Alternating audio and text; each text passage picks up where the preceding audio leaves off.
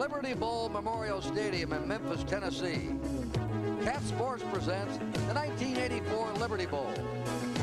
This year it's the Tigers of Auburn University taking on the Razorbacks of the University of Arkansas. The 1984 Liberty Bowl is brought to you by U.S. Armed Forces. It's a great place to start. And by the 4,200 investment executives of Payne Weber in more than 285 offices nationwide.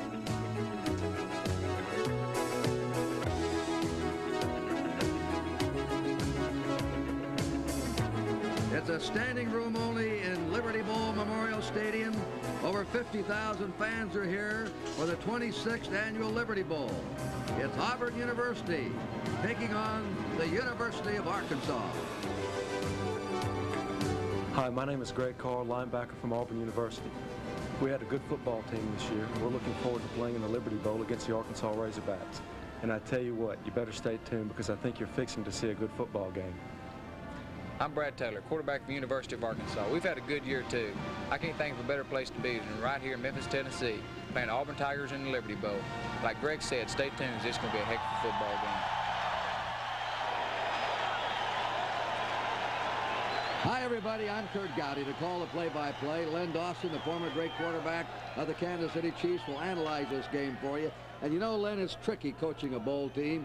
You never know how to get them ready. Do you work them hard or do they have fun? And I don't think the coaches really know until the kickoff whether their team is ready for postseason play. You're absolutely right. As a matter of fact, Ken Hatfield, when he was at Air Force, said he only practiced a day and a half getting ready for a bowl game a couple of years ago, and they played the best game that they played all year long. These teams have not worked that long or that hard. They really don't have to. They put in a grueling season, and they're going to be ready for this football game today.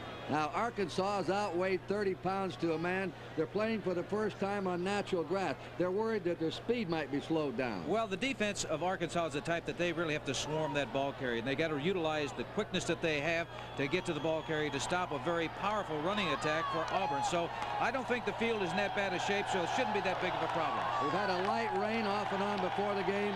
It is not raining now. The excitement is building here in the standing room only crowd at the Liberty Bowl Memorial Stadium. And we'll have more in tonight's game and the pageantry in just a moment. An indication of what will be going on. And the Liberty Bowl is going to be the theme, by the way, of our very colorful halftime pageantry. Walking out on the field right now, there she is, Our Lady. And walking out in the field right now are some of the seniors of Auburn who will represent their team as captains for the coin toss. But before we have that coin toss, Marguerite Piazza is going to sing our national anthem. Let's go down to the field. Ladies and gentlemen, to honor America, please rise and join Miss Marguerite Piazza and the University of Arkansas Marching Razorback Band in singing our national anthem. Oh, say, can you see by the dawn's early light what so proudly we hailed at the twilight last gleaming, whose broad stripes and bright stars through the perilous fight of the ramparts we watched were so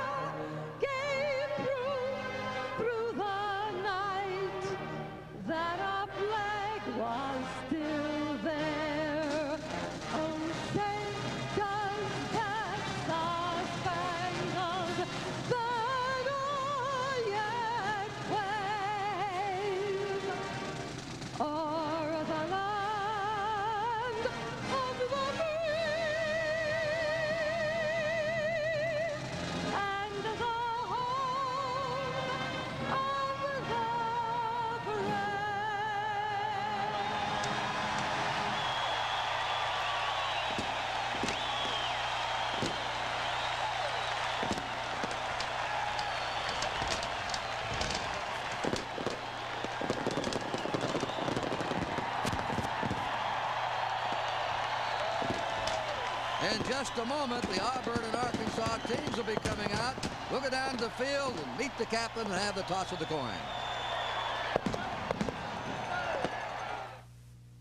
If you can see the difference between this and this, smile, because Gleam can make the same difference in your teeth.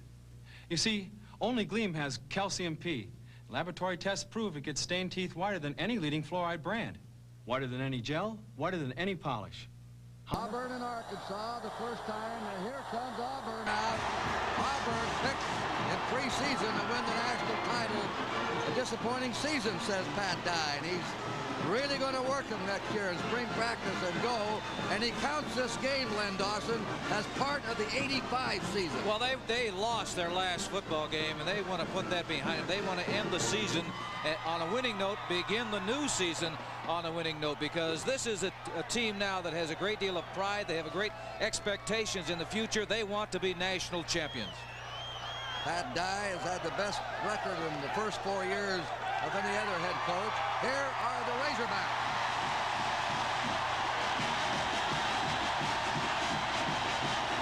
Kurt, I think you can tell they're going to have somewhat of an advantage because of the many fans of the Arkansas Razorbacks are here this evening, and you're going to see a great deal of red in this stadium tonight. They sold 15,000 tickets. Auburn has about 7,500 fans here. Auburn returned some tickets, and the Arkansas folks gobbled them up. And there's Ken Hatfield. Well, what a tremendous job he has done here in Arkansas.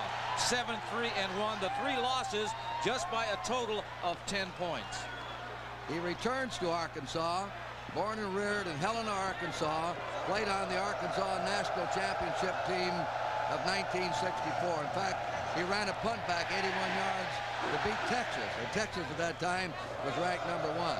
I think we're at the middle of the field. We're seeing all the seniors from both Auburn and Arkansas going to the middle of the field. Their last football game. Nice to meet you. Captain Mann, nice to meet you. Captain Carr, Captain Mann, I'd like to introduce you to Captain Elliott, Captain Garrison, and Captain Jones. Good luck. Good luck. Good luck. Good luck. Gentlemen, good luck to both teams. I'd like to introduce my fellow officials from the Sephora organization. Gene Steratore is your back judge. Jim Twitty is your line judge. Don Goldman, your linesman. George Cullen, your field judge. And Ron Abdow is your umpire. Gentlemen, you are the visiting team. You'll call a toss in the air. Heads he calls.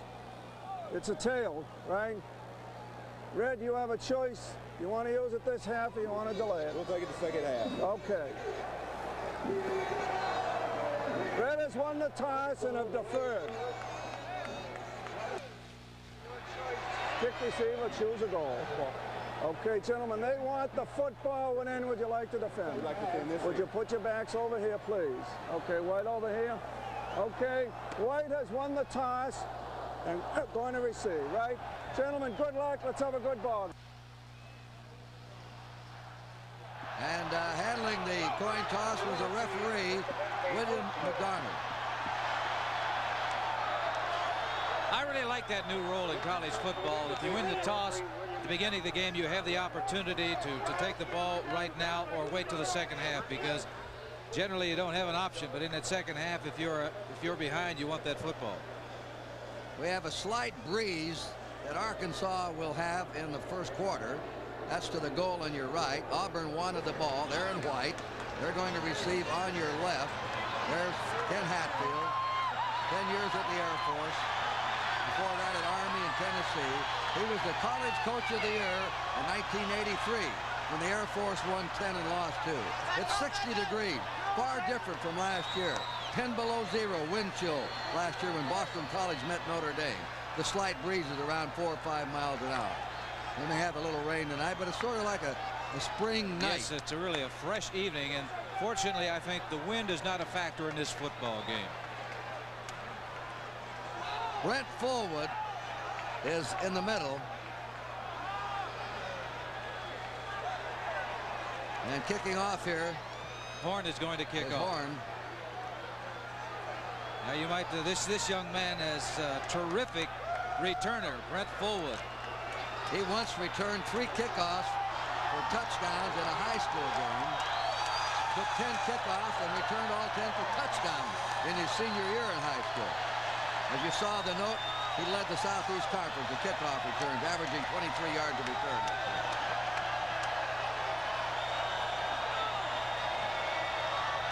We're waiting for Greg Horn. Here it is, and the Liberty Bowl game is underway. It's a squibbler. Bounds into the end zone. It'll be down for the touchback. And Auburn will put the ball in play on their own 20.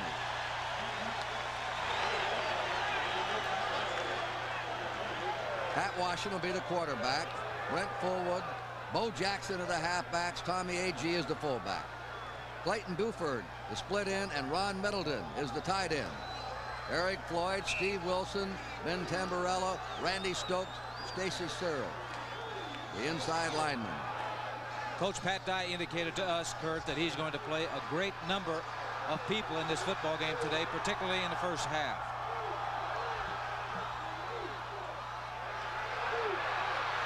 Running the ball, Bo Jackson.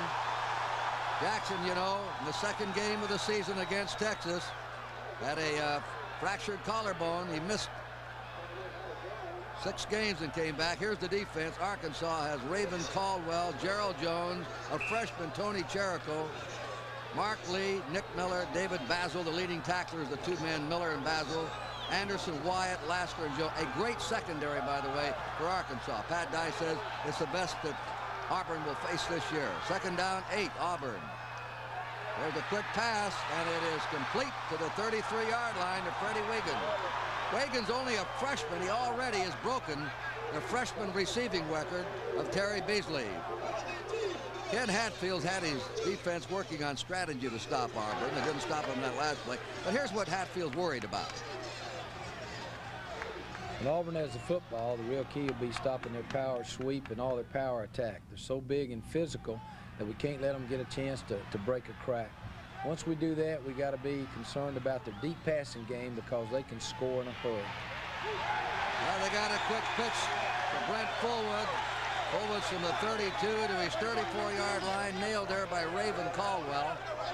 Kurt, I think you can see Arkansas, the type of defense they play. They are a swarming type of defensive unit, and you're not going to get a great deal of yards running sideways. I think against Arkansas, if you're going to attack them, you must attack them straight ahead.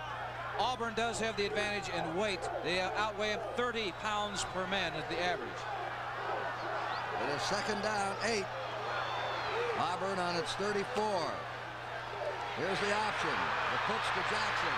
Jackson is hit and hammered down at the 33-yard line by Raven Caldwell, the defensive end, a junior who made a lot of big plays for the Razorbacks this year. There you have it. There you see the quickness of Arkansas chasing after the ball carrier. They're going to take away the inside move to the fullback. Take that away right there. You see the linebacker, he takes care of that. Now the quarterback is tackled, forcing them to pitch the ball out. Caldwell is out there, makes the stop. Nobody touches him. The quickness of Arkansas made that play. As I said, if you're going to go at Arkansas, you better go straight at them. Third down and 10 for Auburn. No score early in this game. Setting up is Washington. The quick pass is incomplete down the sideline, intended for Brent Fullwood coming out of the backfield. Mark Lee helped break it up. Auburn has been stopped, and they'll go into a punt formation with 4th and 10. That time the quarterback was looking to his right. He was looking to his split end, but he was going against man-to-man Kevin White, who does an outstanding job. He was all conference for the Arkansas Razorbacks. Arkansas will put man-to-man coverage on the receivers for Auburn. Lewis Colbert, who's averaged 37 yards a punt, that's net punting, will kick to Bobby Joe Edmonds, one of the best returners in the Southwest Conference. He's dangerous. Edmonds calling for a fair catch on his 28-yard line, and we'll watch Arkansas go on the attack now for the first time in the game. That was a 40-yard punt. So the defensive unit for Arkansas did their job the first time that Auburn had the football, stopping the wishbone, forcing them into a passing situation. And when they did that, they got tight coverage on the wide receiver or split end. Well, we have no score. 12:31 remaining in the first quarter. Auburn against Arkansas. Tonight's game, Len and I will be announcing the Mercedes-Benz most valuable player from each team. The Razorbacks in red are the dark jersey. On their first play from scrimmage, they have an opening over the 30 to the 37 is Bobby Joe Edmonds. Edmonds is the best runner on the team. That is the most dangerous. He's a breakaway man. The leading ball carrier has been the fullback, Marshall Foreman, who's a little power guy straight up the middle. That tackle was made by the right cornerback, Alvin Briggs. There's Taylor at quarterback, Edmonds, Miller, Foreman in the backfield, James Shebest, best receiver in the Southwest Conference, Williams, Irie, Upchurch, Elliott, McGee. On second down, Scott Cole is Marshall Foreman. He's the first leg of the triple option. They either give or fake to the fullback. Then the quarterback can keep or pitch out to the trailer. There's the defense. Green, Williams, Hallman, Thomas, the leading tackler in the team, and Daly. Carr, an All-American linebacker, Ben McCurdy. Secondary, Briggs, Robinson, Caesar, and Johnson. It has been vulnerable this year, the Auburn secondary. They've had some injury problems in the secondary, and I look for Arkansas to throw that football on them. Third down and 2. They run the ball over the 40. The keeper by Brad Taylor, the Arkansas quarterback, and he has a first down. Well, Pat Dye, the opposing defense, the coach team is just one of the many worries the coach has, and here's what's on Dye's mind about Arkansas. The thing we've got to do is stop the fullback from running inside and carry out our option responsibilities and not give up the big play on the passing game. Kurt, they were able to do that the first time the fullback ran the ball, but they left the other options open. Arkansas throwing, and it is complete at the 40, down to the 35, and to the 32-yard line is Eddie White, the tight end, number 28, a 24-yard play. This play is a play-action type of pass. He's faking it like the option, but comes back, pulls up, and fires. It's man-to-man coverage in the secondary, and an outstanding throw. This young quarterback has got a terrific arm, Kurt. He can throw that ball 75 or 80 yards. That's a professional type of arm for a quarterback. He's the all-time offensive leader for the University of Arkansas. And you know that Taylor from Danville, Arkansas. Hatfield said he could not stat and run all the time or throw all the time. He had to mix things up. First down. He got rid of the ball to Foreman. Looked like they tackled the quarterback as he started down the line of scrimmage, but he'd already handed off to his fullback, Marshall Foreman. Well, we heard Coach Dye talk about we've got to stop the fullback. Well, the first 2 times the fullback has run with the football, they really have closed that particular part of the option. But the problem is when you do that, you may be vulnerable in other areas. Second down, 10, Arkansas on the Auburn 32, no score. 10 minutes to go in the first period. Taylor fading. Throws it out, it's complete to Edmonds. Edmonds trying to shake and go, and he squirms his way down to the 21-yard line of Auburn, where he's hit by Ben McCurdy, number 52. 11-yard gain should give him a first down. One thing about Arkansas is they had 2 or 3 receivers downfield in a hurry. Ordinarily from that wishbone type of offense, you don't have it. This was his secondary or outlet man, and he came back to his running back, Edmonds. He's trying to put a move on the linebacker. The linebacker just waiting for him to make his final move before he made the tackle. But here I think we're seeing Arkansas really mixing it up. The first time they've had the football, they're on a very good drive. Shebest went out, Luders came in, the handoff, the man's hit at the 20 and down, and that's Bobby Joe Edmonds sort of coming off a wing. On a reverse, knocked down at the 20-yard line of Auburn. He's hit there by Alvin Briggs, the cornerback, as Pat Dye watches his team defend down there deep in their territory. Second down, 9 for the Razorbacks. Dye was really concerned about this football game, whether his team was really going to be ready to play or not, because they had a tough loss to Alabama, knocked them out of the Sugar Bowl. Second down, 9, Arkansas. Taylor keeps the ball and he's knocked down at the 25. And that's number 52, Ben McCurdy, the linebacker, who came slashing through to take him down a 5-yard loss. It'll be 3rd and 14. Terrific job defensively. As you take a look, the fullback really was open. He could have given the football to him, but McCurdy came through. He had one thing in mind. He was going for the quarterback, and you can see the other defensive players for Auburn. They were taking away the pitch, so the one option that really was open was to the fullback that time.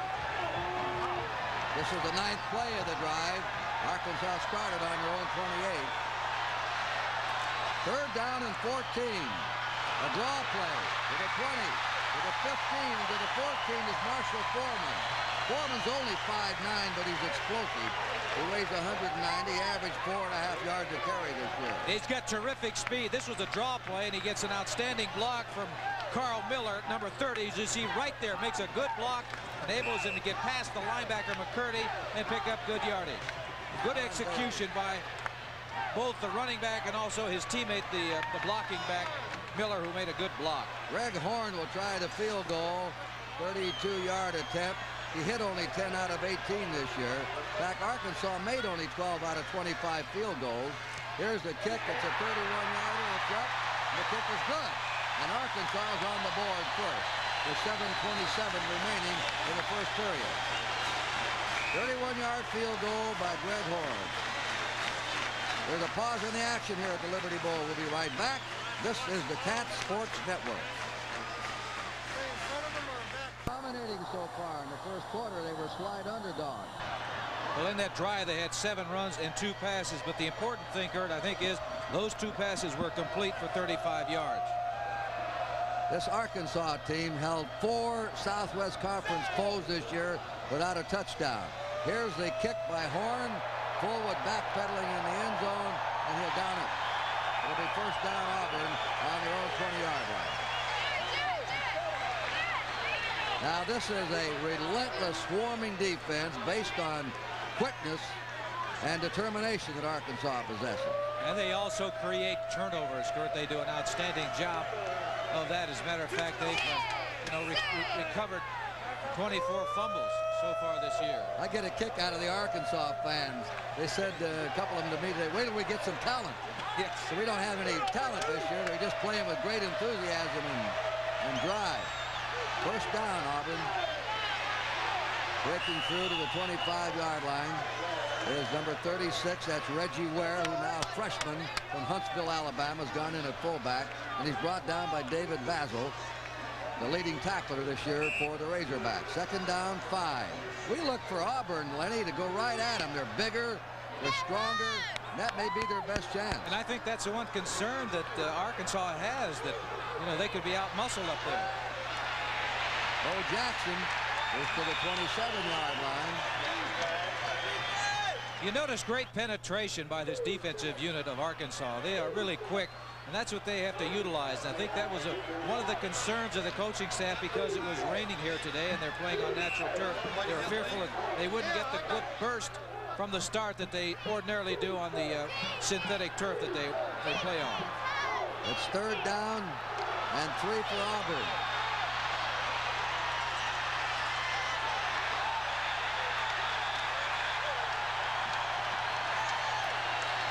Craig Gaines was over here at the sideline. Well, Gaines went off sides. He did have an opportunity to get back, but the official did throw the flag. He was way out there, and he moved. Official dropped the flag, and now it'll be third down 8 instead of third and 3 for the Auburn Tigers. Yes, and Auburn does not like to be placed in this situation because it's now a passing situation. Dead ball foul. Encroachment in the neutral zone. Offense. Repeat third down. Third and 8. Well, that probably has changed their call. Pat Washington, the quarterback.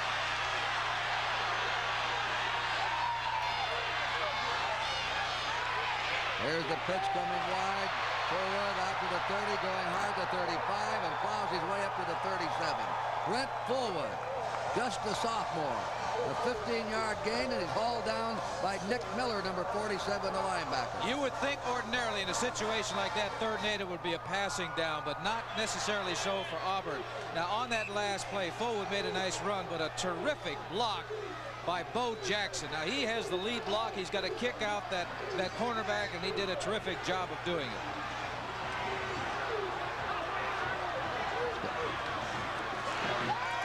Keeping the ball is Washington. He's going deep to Reagan, and it is incomplete and nearly intercepted by Kevin Wyatt, number 7, who had 5 interceptions this year for the Razorbacks.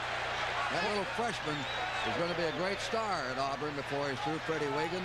You wonder if Washington has an arm. He's got an arm, but boy, he overthrew this pass, and Wyatt really was the only one. Take a look at where it's going. Wyatt is the only one who had a shot at it. Went right between his arms. You know, if he were the receiver, the quarterback would say, don't come back to the huddle. You drop the pass like that. But you see the terrific coverage that Arkansas is able to put on opposition. Man-to-man coverage. Clayton Buford goes in along with Freddie Wiggin, 2 wide receivers, and shot cold at the 38-yard line is Bo Jackson. Jackson, along with Doug Flutie, was favored for the Heisman Trophy this year. He hurt an ankle in the opening game against Miami. Then he hurt the shoulder against Texas, set out most of the year, and still had over 400 yards. 99 is Rodney Beecham. Now he just takes the man on right there on the line of scrimmage, makes sure he's not pushed out of the way, and comes in. Look at 1, 2, 3, 4 red shirts are on that ball carrier. Well, they get out of the old wishbone. They put Jackson in the slot. 3rd and 8 again. They'll throw the ball. Washington heaves it, complete to Jackson.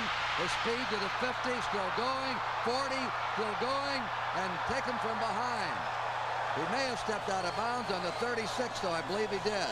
That shows you when he gets outside and put him 1-on-1 in that secondary, he can take you right to the Kurt, they had the angle on him even.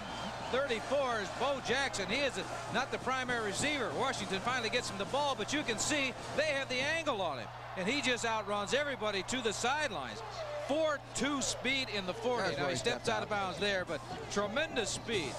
Very few backs in the country will be able to take that football in the position he was in and outrun the coverage. So another big 3rd down play by Auburn.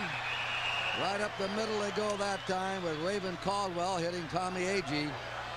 He takes him at the 35 of Arkansas. Arkansas plugging up the middle. Auburn had 2 times 3rd and 8 and converted both of them. A terrific job they did too. One was a running play and the other was a pass. The pass play actually was an outlet pass to Bo Jackson, but he's a pretty good man to get the football to in a situation like that. 2nd down, 9. Auburn on the Arkansas 35. Arkansas ahead 3-0. There goes the pitch this time to Tim Jesse, who's entered the game. He's a backup halfback to Jackson. He's taken out of bounds on the 28 by Greg Lasker, the safety man of Arkansas. We're seeing now what Coach Pat Dye was telling us, that he was going to play a lot of people in this football game, particularly in the first half, to see what they can do under game condition. It's not that they haven't played before, but they haven't had a great deal of playing time. He said the first half, he said, because if I don't get them in the first half, I'll probably forget about them and won't use them at all, because the second half is strictly for winning. All right. Forward, Jesse Ware. 3rd down and 2. Forward, piled up short of the 25, and he's hit there by David Basil and Nick Miller, who got to him first, the 2 linebackers. He's close to the 1st down. Let's take a look at that play from the end zone. You can see that Arkansas is really swarming. They're veering to that side. They guessed right. The defense was veering toward the side. The ball carrier is running with the football. They were able to get penetration and make the stop. Bringing out the chains right now to see what the situation is as far as 1st down. 3:51 to go in the first period. Arkansas leading 3-0 on a 31-yard field goal by Greg Horn. 1st down, Auburn. And this drive started at the Auburn 20. They're now at the Arkansas 26. Auburn has just tremendous speed, team speed in all the positions. You know, the running backs and the wide receivers for the split end. They really have terrific speed, and that's the one ingredient in football that is so important. Tim Jesse checks in for Bo Jackson. Up they come, Auburn Tigers, 1st down on the Arkansas 26. In the wishbone. Washington throwing into the end zone, and the pass to Buford there, no good. Broken up by Kevin Anderson, number 2, the right cornerback. It's good, Kurt. It's good. Now they say yes. it's good. Yeah, it's good down there. Here it is, making the play-action pass, coming back in the pocket. He really drills this football. Good, strong arms. You can see it's coming right at you. He makes the reception on about the 2 or 3 yard line. So another big play for Auburn, and the reason they're able to do that is because Arkansas is playing them man-to-man. They're putting 8 people up on or near that line of scrimmage. One official waved it incomplete. I guess the back of the receiver was turned. There's Jackson. Jackson's over.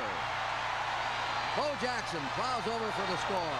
And Auburn has the lead as they march 80 yards, converting 2 big 3rd and 8 situations. Here it is, the big halfback. Bo Jackson, 222 pounds of him. He's a pretty good guy to get the football to, and you see they pitch it to him. They want the ball in his hands right away so that he can take off and move any way that he wants to. The ball is to him right away. This is not an option here. Get the ball to Bo Jackson, and you can see the strength of this young man carrying a man into the end zone. Robert McGinney has hit 31 out of 32 extra points. Mike Mann holding. The kick is up, and the kick is no good. No good. So, with 3 minutes to go in the first period, the score is Auburn 6 and Arkansas 3.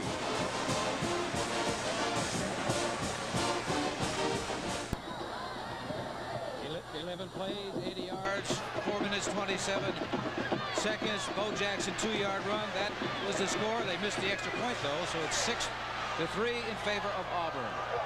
3 minutes to go in the first period. There's War Eagle. We saw War Eagle in the lobby of the hotel, and everybody was up petting it. The bird was very tame, but not you and I. No, I've seen a few of those. Robert McGinney will kick off. Rounding around, and well, he runs it out. He didn't have to. He gave it the momentum. Carl Miller fumbled the ball and went in the end zone, and his impetus put it in there, so all he had to do was down it, but Kevin Green came down to make the tackle. And what they should have done, they should have had some communication. There's the Payne Weber balloon. They're one of our sponsors this evening. Pretty balloon. Yes, it is. It's right outside, as you can see, right outside of the stadium. That was pretty coverage, too, by Kevin Green for Auburn when he went down and tackled Miller. There was no communication back there, because, first of all, it should have been caught on about the 4-yard line by one of them. Then, secondly, once you went in the end zone, just put your hand on it and your knee down, go to the 20-yard line. Bobby Joe Edmonds, Marshall Foreman. Ooh, a real hit there on Bobby Joe Edmonds by Gerald Williams, the left tackle. Auburn's playing tough football now. Boy, they really are. Gerald Williams. He's one of the big guys. He's 6'3", 270 pounds, and here you are, coming right at it. You're looking from the end zone. You can see what it looks like. You can almost feel what it's like to take a shot like that. Good play by the defensive line of Auburn. Boy, they're fired up now. They looked a little listless in that first drive that Arkansas came out, but they look fired up right now. Second down, 12 for Arkansas. Terry Tatum has gone in. He's running around at 5. That's Marshall Foreman. And they drop him at the 7. That's Gerald Williams again from Valley, Alabama, a 271-pound junior. Well, they're a big physical football team, both offensively and defensively. I'm talking about the Auburn Tigers. If they get you in a hole, they want to make sure that they keep you there. Big down coming up for Arkansas, because if they don't make a first down, they're going to give that football back to Auburn in excellent field position. 3rd and 10 for Arkansas. Chibis has gone in, and Luter, 2 wide receivers. Chibis is number 25. Great pair of hands on him. Taylor from the end zone throws it to the far side. The catch. It's good. It's good to Bobby Joe Edmonds, a leaping grab. It'll be a first down Arkansas and gives them some breathing room. Talking to the coaching staff, they felt that this young man, Taylor, has got an outstanding arm, and he's got an excellent touch. And you can see he makes a good throw over the linebacker and away from the other linebacker right into the arms of Edmonds. Good play, a big play, because they maintain possession of that football. 18-yard pickup. Tatum is out. Carl Miller's in. First down, Razorbacks in their 24. What they can do against Auburn is throw the football. There's a throw. It is intercepted by number 3, Kevin Porter. Porter's at the 10 and runs it in for the score. It was a bad pass that time. Threw it right in the arms of the quarterback, Kevin Porter. And Auburn has scored 2 touchdowns here in a space of 2 minutes. Right away, I say that they can throw the football, and that was a terrible throw because it was really underthrown. The problem is you see him backing up. When you're backing up throwing the football, you can't get a great deal of velocity unless you have really an exceptional arm. That time, really underthrown. Porter was right there, made the interception into the end zone for a touchdown. A big break now for Auburn. Really big break. They're going to have to go for 2 points now.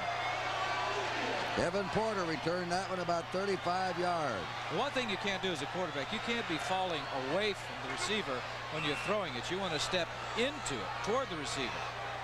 Just like a baseball pitcher. I remember a quarterback I saw falling backwards with a hard rush by the Green Bay Packers in Super Bowl I. Yes. Remember that? Willie Wood picked it off. Do I remember? It ended up the same way that it just... Yeah, you were being hit and falling backwards and threw the ball. They're going for 2. They'll throw for it. That Washington fires. And it's good. It's good. They get the 2 points. So Auburn now in a flurry. That makes it 14-3 in favor of Auburn with 1 minute and 17 seconds to go in the first period.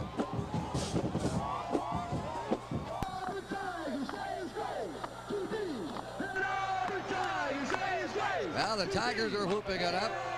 2 quick touchdowns, one by the offense, one by the defense. And Washington ran it in for the 2 points. This boot is deep again, and this time Carl Miller wisely downs it. Let's watch the 2-point conversion. All right, yes. We're so high up it's hard to see, but here it is. Washington coming back, and he really has a lot of time to throw the football. He's looking all over the place. He pumps it, and he brings the thing, his arm down, and he's got excellent speed. He runs about a 4.4 or about 4.5 40, and he just slides into the end zone for the 2 points. 14 points on the board now. There's a big play for Auburn. That Dye told us that he played 3 quarterbacks in the first half. I don't know whether he will or not now with his team going well. Danny Nutt has replaced Brad Taylor for Arkansas at quarterback. Danny Nutt from Little Rock. Taylor was hurt a couple games, and Nutt was a very capable replacement for him. Now has the ball, gives it off to Derek Thomas, a second-string fullback, and the second leading rusher on the team. He goes to the 22, where he ran into Greg Carr. By the way, Greg Carr, number 54, had just been named one of the top 5 NCAA scholar, athlete, leaders, whatever citizens in the college realm in America. I've had the opportunity to chat with him when I visited Auburn's campus, and he really is an outstanding young individual. Second down, 8, the Razorbacks on their 22. Danny Nutt fires down the middle. It's completed the 40 on the crossing pattern to James Shebest, number 25. He's taken down by Greg Carr. Shebest hasn't dropped a ball this year, but he's had his hands on it. He has terrific hands, and he has a feel for where the open area is.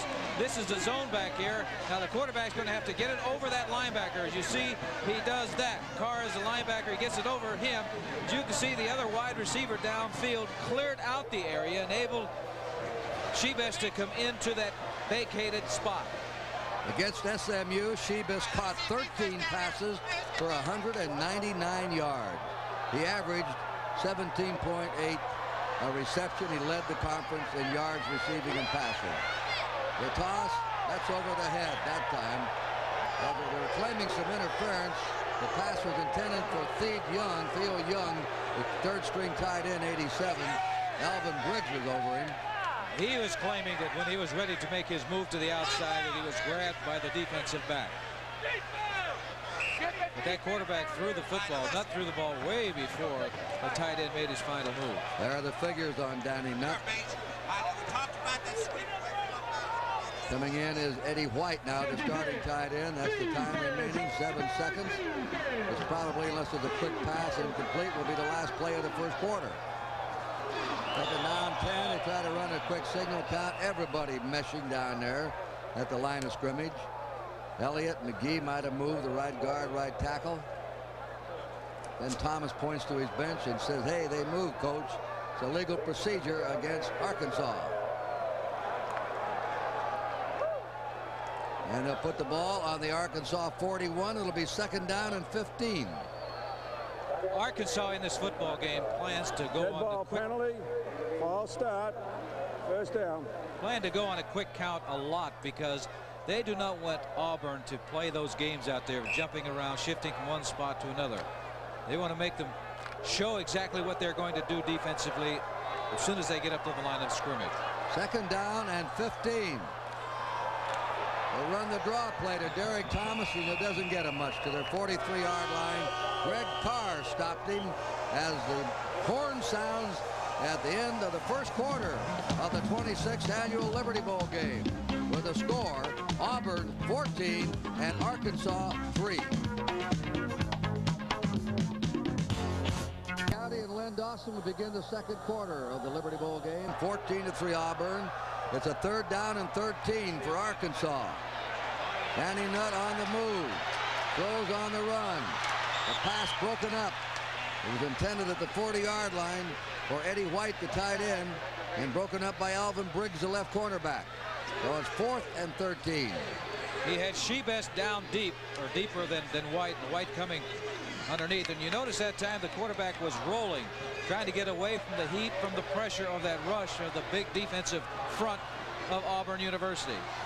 Started out back in the pocket first, and they rolled one way or another time, or the other way. That time he rolled to the right. That's Greg Horn, an excellent punter. He's averaged 43.8 yards a kick this year. And Trey Gaines, a wide receiver, is a safety man for Auburn.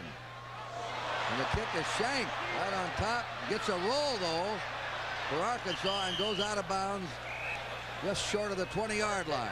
No return, so it didn't turn out that disastrous as Greg Horn shakes his head. What did I do wrong?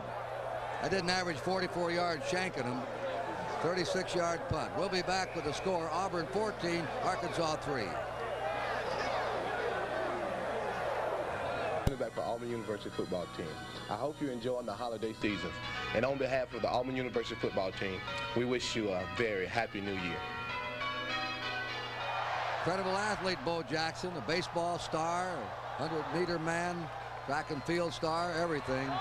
Auburn trying to run up the middle. Tim Jesse, number 25, is met by Gerald Jones and David Basil. Jones playing left tackle. First quarter stats coming up. Let's see how they did. Well, the interception really was the biggest. Yes, the interception was the big play for Auburn. And this is actually the second time they've had, the third time they've had possession of the football, I believe. Second down 9 for the Auburn Tigers.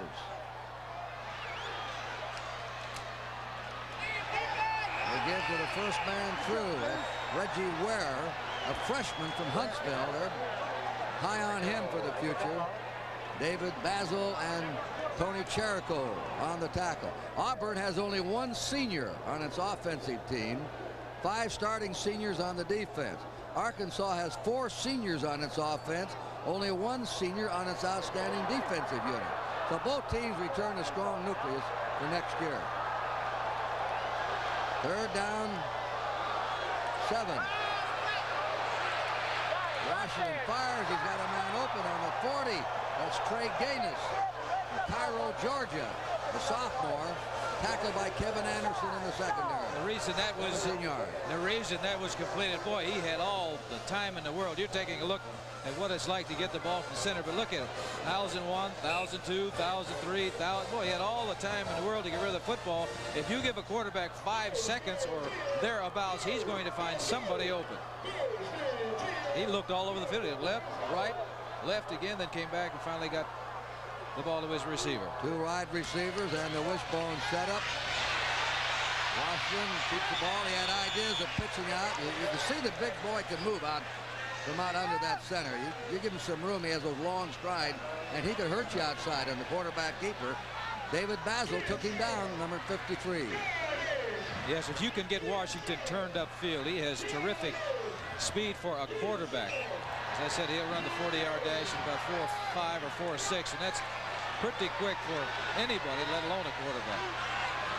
Plus the fact he can throw the ball 70, 75 yards. Wiggins gone in at second down 7. Auburn. Washington throws a release pass out to the 41 to 45 and up to the 50-yard line and brought it out of bounds. We have a flag down. Kyle Collins, number 23, from Gadsden, Alabama, junior, They're all back next year in this backfield. Fullwood, Campbell, Collins, Agee, Ware, Jackson, Washington. You got a motion against Auburn. They're going to bring that play back. But all those people that you mentioned, Kurt, they all have excellent speed, excellent speed. Ken Hatfield, the Arkansas coach, puts the ball back to the 38 of Auburn. Illegal motion. The offense. Repeat the down. It's now 2nd down and 12 for Auburn. Auburn's in the lead, 14-3. 12:28 remaining in the first half.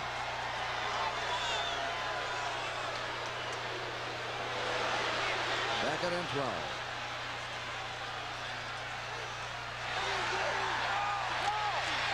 Filling over the 40 to the 41 is Tim Jesse. Jesse's hit by David Basil. He's in on nearly every tackle, and so is Nick Miller, the other linebacker from Clute, Texas. Well, those are the 2 linebackers that led Arkansas in tackling this year. And you look at David Basil, you know, he only weighs 211 pounds. And that maybe with the weights in his shoes or something when he got on the scale. He's really not that large, but boy, is he quick, and he is tenacious. It is now 3rd and 9 for Auburn with 2 wide receivers. He throws to this side, to the 45, and up to the 49 is Kyle Collins, the halfback, brought down by Nathan Jones, a rover in the secondary, and David Basil again. Well, now they're short. They're about a yard short, and let's see what they do. I think they're going to punt. Oh, yes, they're going to punt. They put Lewis Colbert in.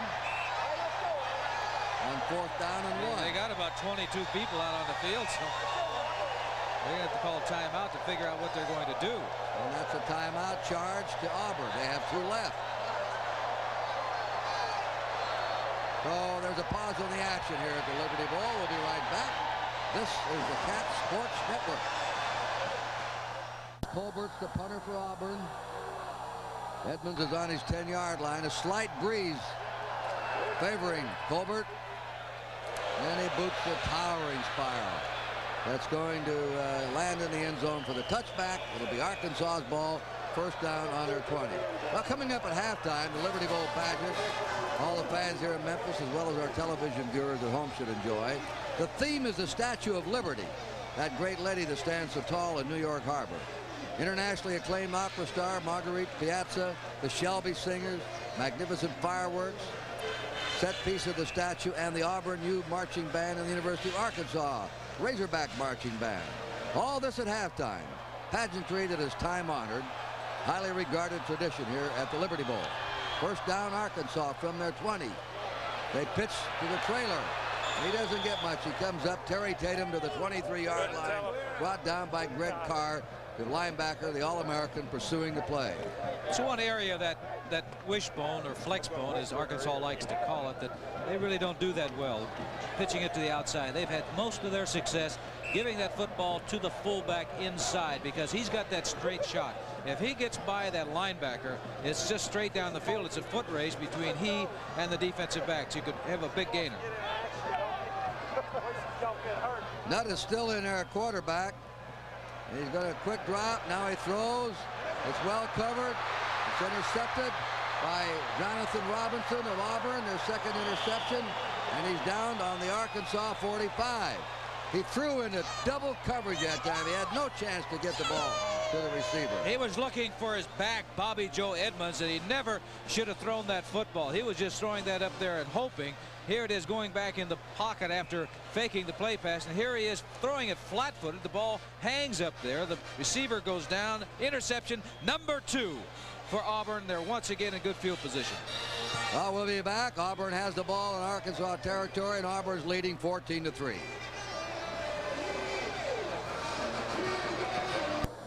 This is a history of the takeaways, giveaways this year. -2 for Auburn and a +10. In other words, they've taken the ball away more than they've given it up, +10. That's a good record for the year, and that's a relentless defense of Arkansas has forced those turnovers. Right now, Auburn has the ball on the Arkansas 45 with a 1st down. Fullwood going in motion, and it's the fullback Tommy Agee from Maplesville, Alabama, who's hit for just a yard gain. And he's stopped there by Gerald Jones, number 76. Also, Nick Miller, the linebacker, was up involved in that play, and they were looking for that play on first down. And that's a play that they evidently, the defense was called. They were going to stop that particular play, the fullback coming up the middle. Mann's in a quarterback now. Mike Mann from Sylacauga, Alabama, a senior. Plan was to play 3 quarterbacks in the first half. We'll see if Pat Dye does that. Second down, 9. Mix up.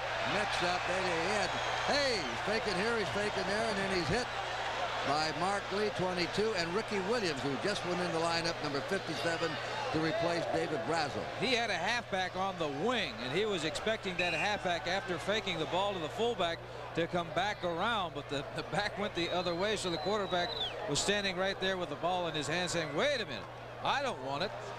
Arkansas defensive people, they solved that problem because they took him to the turf. Now it's 3rd down and 11. Auburn's been good at these 3rd and long. Mann will throw. It's blocked.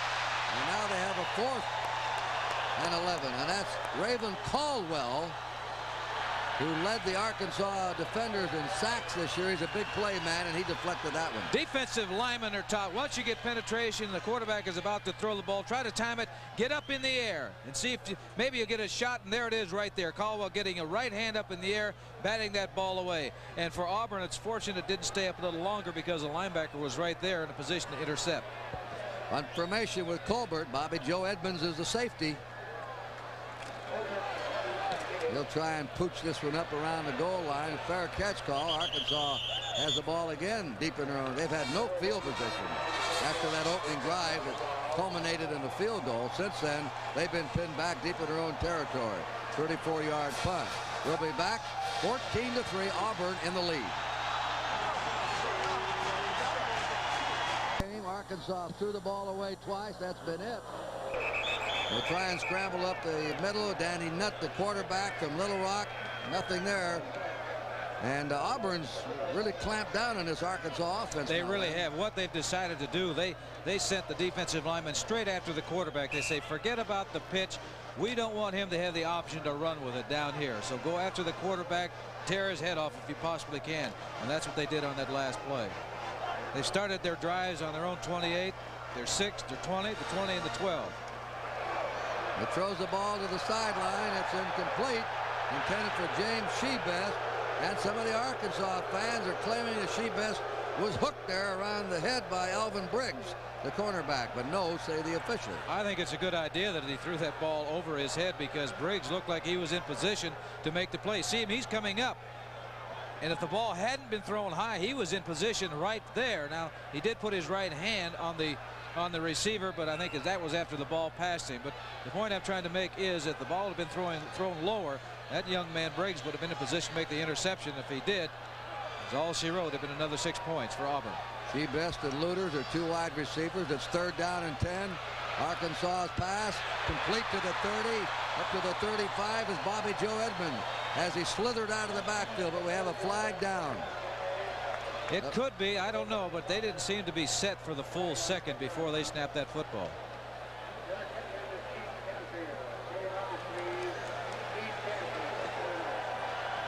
That's a legal motion against Arkansas. That'll wipe out the first down they had earned. It'll put them back on their 7-yard line with a 3rd down and 15. Now you've had 2 quarterbacks in the game for both sides, really, and sometimes when a new quarterback comes in, the cadence is a little different. Illegal motion, offense, repeat 3rd down. Now for Arkansas, they cannot afford a turnover again down here in their territory. Well, their deepest penetration has been their own 43-yard line in this quarter. Here they are with 3rd and long. The pass is intercepted again at the 14-yard line. Up with it is Arthur Johnson, the strong safety. He intercepted a wobbly, deflected ball. Well, the quarterback was hit just as he was getting rid of the football. And here's a case that he probably should have put that ball under his arm and taken off. Now here it is. You see he is hit just as he releases the ball. There is nothing on it, just floats up in the air. Johnson is there to make the interception. And as I said, the one thing they could not afford to do in the position they were in is give up the football. Well, they've thrown 3 interceptions, 2 of them, one on a hit to the quarterback where it wobbled up. That 3 interceptions is the high for the season for Arkansas. Here we are just in the second quarter. Yeah, it's been a nightmare second quarter for Arkansas. First down, Auburn. They run off their right tackle, and that is Brent Fullwood, the leading ball carrier, hit by the freshman nose guard, Tony Cherico.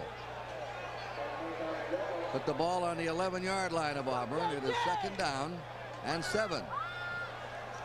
You have a team like Auburn, boy, you don't want to give them opportunities because they're a big, strong, physical team that has exceptional speed in that backfield. They're making things easier for Auburn. They came in here still thinking, I think, about that Alabama loss, but they've forgotten all about that now. This is a second down, 7. Jackson has it. Jackson to the 10, and they stop him there. His forward motion stopped at the 10. Gang tackled, a charge led by Rodney Beecham. 4 players, 4 Arkansas defensive players around Bo Jackson. They are keying on Bo Jackson, and I think that they well should be. Here's the blocking. The defensive lineman sheds that block. He's going out, stretching out the play, and here they are. 1, 2, 3. There's about 6 defensive players around the football. Jackson's carried the ball 6 times, gained 5 yards in the first half. Third down, 6. Auburn on the Arkansas 10. Auburn in the lead, 14-3. The pitch is to Fullwood. Fullwood is hit and dropped at the 13-yard line. He's stopped by Kevin Wyatt, the cornerback, number 7. Boy, he has tremendous speed also, because he just slipped a tackle. Somebody got penetration and had the opportunity to tackle him about 4 or 5 yards deep in the backfield, but he got by him. Kevin Wyatt, junior defensive back from my hometown, Kansas City, Missouri, went to Rockhurst High School, an all-conference defensive back. A 30-yard field goal attempt by Robert McGinney. He has hit 3 out of 5 from 30 to 39 yards this year. Arkansas defense stiffened, and that kick is up. The kick is no good. They missed it. Auburn had a chance to really pad this lead. They had a first down on the Arkansas 14-yard line. They were stopped on 3 running plays, and they missed a field goal. We'll be back. It's 14-3 Auburn. 60 degrees here in Memphis tonight. A beautiful evening. 14-3 Auburn ahead. 6 minutes to go in the half. Brad Taylor hands the ball off to Marshall Foreman. And that first of the options, first of the triple option, is not working for Arkansas tonight. They haven't broken anything up the middle. Well, Ben Thomas stopped it. That was the reason it didn't work. Big Ben Thomas was slanting down to the inside, and his responsibility on that play was to take away that fullback. Did an outstanding job. Ben Thomas led the team in tackles as a defensive lineman. Set an all-time Arkansas record. It's amazing because generally you got the linebackers who can move from side to side, making most of the tackles. Second down, 9. Taylor's pass way wide of the mark. His receiver hanging around the Eddie White around the 35-yard line, but it missed him by 5 or 6 yards. Vic Bisley was covering. Yeah, Taylor had a man open earlier, and he was waving his arms down there. I think it was Shebest. Was wide open in the middle, but by the time that Taylor got around to locating his receivers downfield, he was no longer open. Shebest has caught only 1 ball, and they're really on him tonight, Auburn, knowing that he's the best receiver probably in the Southwest Conference. And they went out to stop him, and they have so far. Taylor now is 3 for 5 for 53 yards. He has a 3rd and 9. He's hit and dropped. That's the first sack of the game, and that's James John Daly, the right end, who came in and snowed him under. Daly really did a terrific job coming from the right defensive end position. He jumped around his block. That time the quarterback was rolling to his right, as you're going to see now. Here he is going to his right. Generally you think that end on the other side shouldn't get involved in it, but here he comes. He beat his man, grabbed the quarterback, and sacked him. Trey Gaines, who's returned punts for an average of 9 yards this year, will receive Greg Horn's punt. Gaines is on his 38. They're going after him. He just got it away. He's knocked down, but there's no flag. He did a little swan dive there, and he brings it back to the 42. And Ricky Williams downfield to make the hit. A 46-yard punt under extreme pressure and a 3-yard return. That dive's pointing at something out there. Well, he evidently wants something called in his favor. Every play. Well, things have been going fairly well, I would say, for head coach Pat Dye in this football game. Auburn's ball on their 42-yard line with a first down. 4:37 to go in the half. Auburn leading 14-3. Pat Washington, the quarterback. And the hit at the 42-yard line, Bo Jackson. Boy, they have really throttled him tonight. David Basil made the tackle for Arkansas. Arkansas is getting terrific penetration on that defensive line. They're really flying through there. They know they have to disrupt things. And you can see right here, they're coming through. Good penetration about 4 yards deep by Basil. Makes the tackle. As I said before, he's not a very large young man, 6'1", 211 pounds, but boy, is he quick. Second down 11 for Auburn on their 41. That's a cross buck. Jackson again to the 45-yard line of Auburn. And down there in the bottom of that pile is number 64, Tony Cherico, and Rodney Beecham, the right side of the Arkansas line. A telecast authorized under broadcasting rights granted by Cat Sports, intended solely for the entertainment of its audience. Any rebroadcast, retransmission, or publication without the express written consent of Cat Sports is prohibited. Arkansas waiting now for the third down play. Auburn has had 2 golden opportunities the last 2 possessions they've had to get some points on the board. On third down, they run the draw play. That's the fullback, Agee, and Agee is taken out of bounds on the 50-yard line, short of the first down. It was Kevin Anderson who ran him out. Got a flag on the play. There's a yellow one down there on about the 48-yard line. Against Auburn, Arkansas may decline this unless there's a major penalty, because Auburn would have a 4th and 2. That's the decision that comes from the sidelines. I can assure you the captain out there is not making that decision. I think they want to take a look too, Kurt, to see just how far short Auburn happens to be. They got a short 2 yards.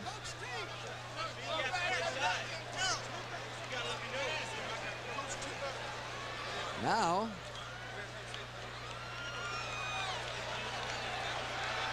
they're going to mark this one back to the 36. Holding during the run of the offense, 10 yards from the spot of the foul. Repeat, third down. I'm sure that Hatfield, the head coach of Arkansas, was concerned that perhaps 1 or 2 things, that maybe not necessarily that they would go for it on 4th down, but from where they would be kicking the football, they would be backed up near their end zone once again. So he's taking the chance they're going to be able to stop him here on 3rd down. 3rd down and 16 for Auburn. Washington looking. Look out, he nearly got hit. The pass is over the head and sails into the Arkansas bench. Intended for Trey Gaines, the tight end. And now 4th down, so turned out to be a wise decision. It's a good move, yes. By Arkansas. They had 3 men going after the quarterback. He actually had a lot of time to throw the football, but they had 8 men defending against the pass. And his thinking was, let's take them back several yards. We'll stop them on this 3rd down situation. When they punt, we're going to get better field position.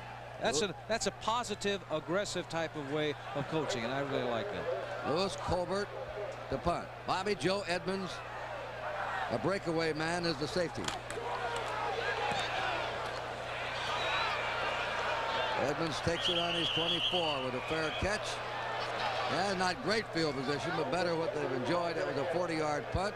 It's 1st down. Arkansas on their 24-yard line.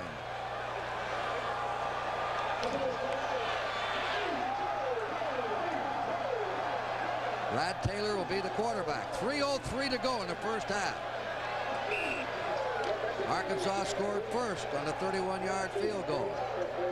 Then Auburn drove 80 yards. Bo Jackson went over 2 yards. It was 6-3. Arkansas missed the extra point at the end of the first quarter. Taylor's toss complete to the 35 to James Shebest. The ball's to him. He'll catch it. Notice the number, 25. What does that number remind you of? Another guy with a... I used to watch him play for the Raiders. Fred Biletnikoff. I'll tell you what they're doing. He's just going down about 10 or 12 yards and floating in the middle, finding the open spot in that zone defense. And it's up to the quarterback to get him. Now, Shebest has that knack of finding the open area. There are certain receivers that are capable of doing that, and there are other receivers that maybe have terrific speed and good hands, but have no knack or no knowledge of what the defense is doing back there. Here's the measurement.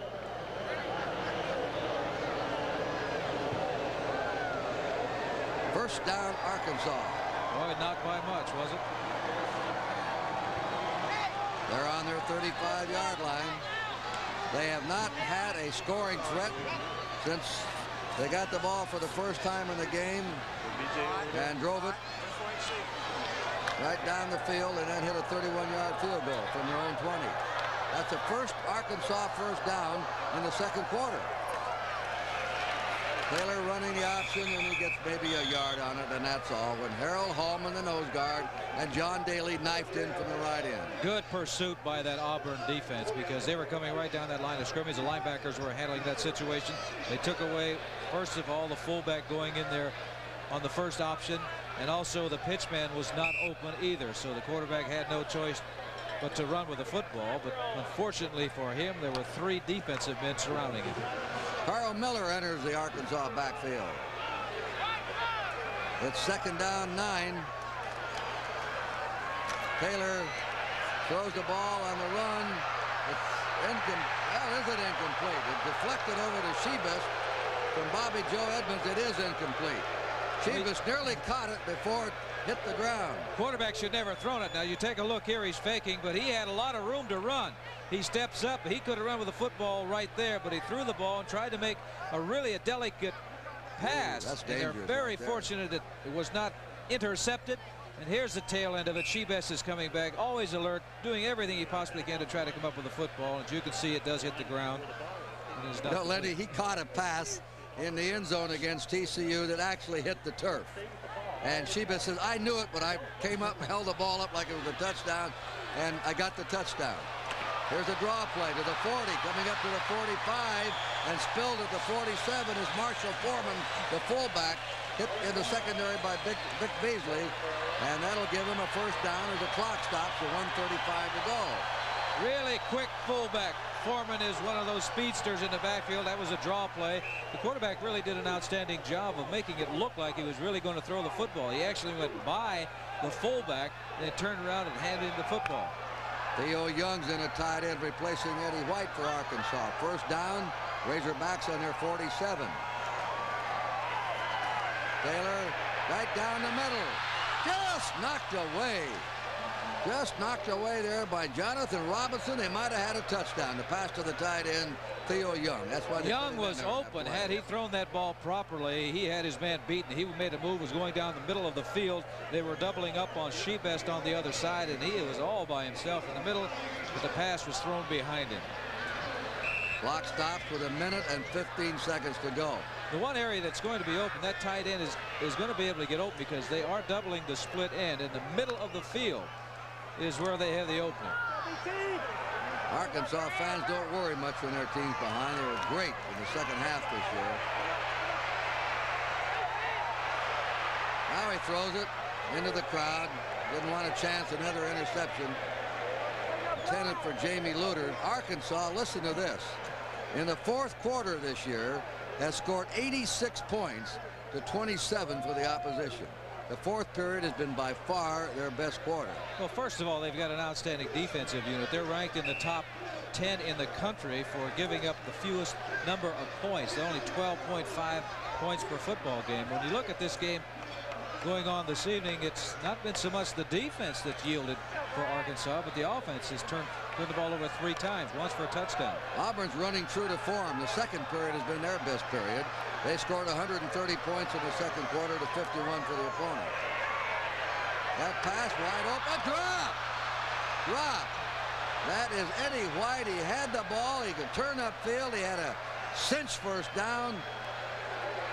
What he did is what so many receivers do, and you see it game after game, is they take their eye off the football. Here it is. He's coming back. He's rolling to his left, comes back to the opposite side, throwing away from the green, hits him right. You see his head move. The ball hit him right in the chest. Now, the thing that you have to do, you mentioned a guy like Bolitnikov. He caught the football in his hands all the time. That's what that receiver should have done. Yeah, Shebest does that too. Here's the punt. Horn boots it, and they're gambling around. There's a dive for it. Arkansas may have the ball. There's a flag down. He ran into his own man. He ran into a white jersey. That's when he was Ricky Williams on the ball, number 57. They're going to give it, I'm sure. They may say he didn't have a chance to catch it. That's right. You have to give the receiver the opportunity to make that catch, whether he makes a fair catch or not. I'll tell you that Trey Gaines, he's the suicidal. Here we're going to take a look at this. He runs into his own man right there. It's an interesting call. They called it on Arkansas. They penalize Arkansas. I'd like to see that again, Kurt. I really would. I will show it to you. Interference with the kicking team with the opportunity to receive a kick. First down. At Washington will bring his team up on their own 37. A first down. Auburn's leading 14-3. And we have 52 seconds to go in the first half. We have an outstanding halftime show for you. Statue of Liberty. And we'll also review the 1984 college football season. Glenn Dawson will bring you some of the exciting action that happened this year. Washington keeps it to the 40. A flag's down. He rolls up to the 43 of Auburn. Immediately calls timeout. Well, they shouldn't have called timeout because his clock is stopped anyway because of the penalty. Mark Lee was over there. This is a holding call against Auburn. So they're going to be penalized back to about the 27. I believe I would accept this penalty. 3 turnovers in the game, all against Arkansas. 3 pass interceptions in the secondary by Auburn. Holding during the run on the offense, 10-yard penalty. Repeat first down. 46 seconds remaining in this first half. Now is the time for Arkansas to stop them and utilize the timeouts to try to get that football back. First down and 20. Auburn from their 27. Washington will throw. Crossing pattern incomplete. It was to Brent Fullwood.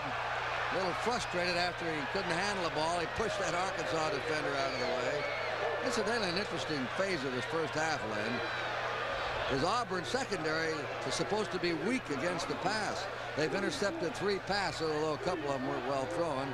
But they have, for the most part, stopped Arkansas's passing game, especially their all-conference receiver, James Shebest. Well, the reason they've been able to do that is because they've been putting terrific pressure on that quarterback. You may recall the one interception, the quarterback was hit just as he was throwing the football. Another time, at the interception that was run back for a touchdown by Porter, the quarterback was falling backwards throwing the ball. Arkansas has hit 5 out of 16 passes. Washington's down, and that is no good. That's no good to Clayton Buford, the senior. There was an area down there that looked like that he had a spot. If the ball had been thrown properly, would have been a reception. Here it is. They've got a slot to the right side. They're coming down. He's just going to go right through the seam. Now the ball is thrown. As you can see, it bounces, makes it catch on the first bounce, which is good in baseball, but not in football. Well, Pat Washington will line them up with a third down and 20. Auburn ahead 14-3. 29 seconds remaining in the first half. I think we saw in that last pattern there had Buford stopped down there. There was an open area. He would have been wide open. Well, they've got Wiegand in there. They've got Buford in there, speedsters. And so they go for the draw. The 30 up to the 36-yard line is Tommy Agee. And now Arkansas calls time. Sure, yes. Arkansas wants to stop the clock. Mark Lee made that last hit. 24 seconds remaining. They do have time depending on the type of field position that they get, or they may even choose to go after the punter. Arkansas will have 2 timeouts remaining. And 1 score in this second quarter. Auburn I think, Kurt, we were talking to Frank Boyles, the athletic director here. One of the reasons that he was so impressed with Ken Hatfield was that when there was less than a minute to go in a football game when he was coaching, they took it 90 yards for 89 yards for a score. He said that was very, very impressive. So Arkansas is the type of team that really believes that even though there's 24 seconds remaining, which is not a great deal of time, they can still get it into the end zone. Well, they scored 2 touchdowns in the fourth quarter against Texas, nearly pulled that out. They got 3 touchdowns in the fourth quarter against SMU. They lost that game by 3 points. Texas is the game, talking to the players and I think the coaching staff, they felt that was the game that really made believers out of this team that they could win. He was rushed hard. Well, he gets a bounce on it, and it's going out of bounds they're stopping now on the 38-yard line of Arkansas with 13 seconds to go. Brad Taylor will come on. Maybe a couple of plays. He's got a strong arm. You can go down and throw in the middle down there. If you get somebody in the middle like Shebesh for, a 25-yard gain and stop that clock, you can get a couple of plays off, and there is a potential of getting into the area where you can at least come away with some points. It's not easy, though. I never saw an ex-quarterback that didn't believe anything 10, 15, 20, 30 seconds was an hour. Hey, we got a lot of time. We got an hour to go here. The great legendary Bobby Lane says, I never lost a game, I just ran out of time. Yeah. Brad Taylor fading. Now he's setting a screen up, and it's no good. He was trying to get it over there to Bobby Joe Edmonds, number 41, with 8 seconds to play. Quarterback really put a big rush on him. Quarterback really got leveled as he got rid of that football, and that might have been one of the reasons, or the reason that he threw it too high, because he was really getting a lot of pressure. They got time for one more play. I'd probably unload it, throw that thing as far as you can, and hope that some sort of miracle can happen for you offensively. Arkansas has held Auburn's powerful rushing attack to just 57 yards, by the way, in the first half. They just made mistakes throwing the ball in the Auburn defenders' hands. They'll run it. This will wind up the half to 3, 2, no timeout taken, and the half is over. That was Derek Thomas running the ball. Ben McCurdy made the tackle. The 26th annual Liberty Bowl game at halftime finds Auburn 14 and Arkansas 3. Share freedom with us. So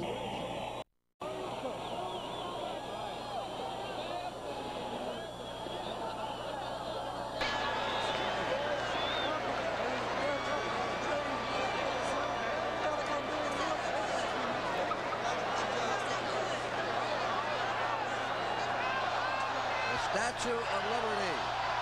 She means so much to so many, not only in this country, but the people around the world. And for these 50,000 fans and all of us here at Liberty Memorial Stadium, this impressive pageant tonight has certainly reinforced our love for the lady. We'll be right back.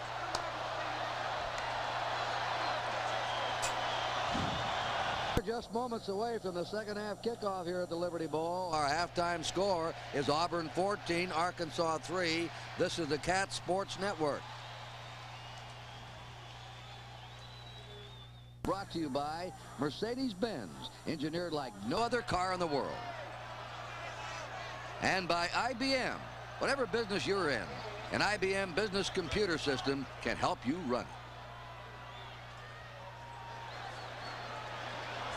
If you're with us at the start of the game, you remember Arkansas won the toss, then deferred their option until the beginning of the second half. Now they've chosen to receive, and Auburn will kick off. Robert McGinney will be kicking to Carl Miller, who's deep, if it goes down the middle, Sammy Van Dyke or Mark Calgany. And the ball is to Sammy Van Dyke. Comes up to the 15, to the 20, 25, to the 26-yard line. Arkansas, which had miserable field position most of the second quarter, never threatened. And let's see if they can get it going. Kevin Green went down to make that tackle. That's twice he tackled on the kickoff. There they are. You can see this has been a defensive battle. Look at the yards rushing. Yards passing, about even. 10 yards in favor of Auburn. 3 turnovers, the key of the game. Auburn intercepted 3 Arkansas passes. Arkansas 3 minutes less in possession. The flag is down. Offensive tackle move for Arkansas. You know, Arkansas in that first half really did a good job defensively. As a matter of fact, Bo Jackson, 8 attempts for 8 yards, and his longest was 3 yards, so they really contained him. In that second period, when Auburn had great field position, they only averaged 1.4 yards per play, so Arkansas's defense really did a good job. False start, offense, first down. Not a good way to start the second half. First down, 15. Arkansas on their 21. Penalties in the first half. Auburn penalized 4 times for 30. Arkansas 3 times for 25 yards. Marshall Foreman has been the leading ball carrier. Brad Taylor throws it out on a hitch pattern to the 20. He's contained. Bobby Lee Edmonds, they're trying to get him out there in the open, let him go to work one-on-one, but Kevin Green had the ball. Look at the last 5 possessions where Arkansas started. Terrible. Inside their 30-yard line every time. Yeah, it's terrible. When you got to march 80 yards to score, particularly, you know, when you have the flex bone or wishbone type of an offense, when you want to grind it out 4 and 5 yards at a time, it's really difficult because somewhere along the way, generally you make a mistake. They made a mistake on the very first play when somebody jumped off sides and put them in a 1st and 15 situation as opposed to 1st and 10. Second down, 15. Shebest and Luters are 2 wide receivers. Brad Taylor throws down the middle. It is nearly intercepted again. And you look into a crowd. Shebest smothered by 3 defenders. 2 offensive receivers in the same area. That is not what you want to happen. What you want to do, you want to spread those defenders out. So one man could actually have covered both of those receivers on that particular play. The quarterback also is throwing that ball into traffic. They should have learned in the first half not to do that, because that pass very easily could have been intercepted by Auburn. They're making Auburn's defensive backs' job a lot easier when they don't spread them out. Make them cover more area back there in that secondary. Nat Caesar nearly picked that one off, the free safety. Third down and 15 for the Razorbacks from their 21. This is a rollout pattern, and it is caught at the 38-yard line. James Shebest, that's typical of the catches he made this year, where he caught 51 for an 18-yard average. Boy, they did a great job. It was man-to-man coverage. You're going to see him he's going to take his man deep. Man-to-man coverage. Now he's got him turned, got him ready. Now he breaks to the outside, and the ball is thrown low, which is good, because meaning that Shebest is the only one that could come up with a ball, and you mentioned he catches everything that gets in his area. Anything he's capable of catching, he does. That's a terrific job. He's from Houston. He's only a sophomore. He's caught 3 in this game for 52 yards. On first down, Taylor guns it to Bobby Joe Edmonds at the 40. Edmonds is dropped at the 42-yard line. Again, they're trying to open this thing up. That's their scat back, Edmonds. Let him go to work if they can. But John Daly contained him. What they're going to do now, he's throwing that ball out to the side there. They didn't make much on that play, but what it's going to do is get that linebacker out there. It's going to stretch that defense. That's going to allow Shebest to go down and run the curl or the inside move, and he's going to be open. Brad Taylor passing in the first half. He had 4 out of 11. Way below seasonal percent for him. A little bit different look now out of the wishbone. Second down, 6. First man through, comes over to 50. 45, that's Marshall Foreman. He's been the leading ball carrier in the game. He had 23 yards in the first half. And he's dropped by Jonathan Robinson in the Auburn secondary. Here it is, the first option. There it is. He gives him the football. Good block on Carr, knocking him out of the way. And now the speedster, 5'9" and about 190 pounds, coming up the field. And here it is. See him block. Look at the aggressiveness of that offensive line of Arkansas, blowing out and getting some movement. Now, in the first half, Auburn was getting great penetration, but not on that play. Marshall Foreman again, not much. This is the first time that Arkansas has been in Auburn territory since early in the first period. They didn't You notice they came out throwing. the 50-yard line in the second quarter. They came out throwing. Generally, a wishbone or flexbone offense comes out and they try to establish the run to throw the football. Well, they found out in the first half they weren't going to get that job done. So now in the second half they came out throwing the football, trying to spread that defense out, get the linebackers thinking, moving out into pass patterns so the running game can go. They're second down 9, just short of the Auburn 43. Taylor on a sprint out, sets, throws to the sideline, and it's a diving catch at the 36 by James Shebest again. Boy, he made us 2 great catches Well, in a he's row. not supposed to be very fast. All he does is catch the ball and get open. Here it is now. He's coming down. He looked at him first. Now he's trying to get the man moving deep. Comes to the outside. And the good thing that he did, Kurt, he came back for the football. He didn't stand there and wait for the ball. He came back after it. If he had waited for the ball, the defensive man could have broken it up. They have a 3rd down and 2 to go. Shebest is coming out. Well, this is a running situation, I'm sure, for Arkansas. They want to pick up this 1st down. I wouldn't be surprised if they didn't make it on this play. They go for it on 4th down. Jamie Luters went in for him. 3rd and 2. And they stop Brad Taylor at the 40-yard line. A tremendous charge by Ben Thomas, the right tackle of Auburn. It's a loss of 4. They have Ben a 4th Thomas, and 6. The leading tackler for Auburn this year is 91 Thomas. And look at the penetration. Now, I just mentioned before, they didn't get any penetration. The offensive line of Arkansas blew them back. That time, Thomas was in the backfield, went right after the quarterback. He didn't have any intentions whatsoever worrying about that fullback. That was somebody else's responsibility. His responsibility was to get penetration and go for the quarterback. He looked like Barkley, the ex-basketball player from Auburn. It forced him into a punting situation. Now, I'm sure that if they had made a yard, they would really seriously consider going for it on 4th down. But when you lose 3 or 4, now putting them into a 4th and 5 situation, they're going to have to punt. Greg Horn averaged 37.3 in the 1st half. And I have a timeout and a penalty. Oh, they want to penalize him. They ran it out. He wants to back it up 5 yards and have a better chance to hang it up around the goal line and maybe to kick it out of bounds down there in the coffin corner. Well, I'm looking at the 25-second clock. It's now down to 0. Now they just penalized him. Puts it on the 44. It's 4th down and 10 now. Greg Horn the punter. Trey Gaines, he's the safety man. And he hoists it up there. It's a good kick, fair catch. Gaines has it. He goes over his head and is caught down there. That was a terrific play by that team because you noticed the fair catch signal was made, but they went back by the goal line, so when that ball bounced, they'd be positioned to make the catch. He was waving his arm, pretended like he caught the ball. He got fooled himself. 41-yard punt. So the score with a timeout is still Auburn 14 and Arkansas 3. Kevin Wyatt from Kansas City, Missouri, a junior. Remember his father? John Wyatt, the pitcher? Yeah, he pitched Major League ball. That's his boy, huh? Yes.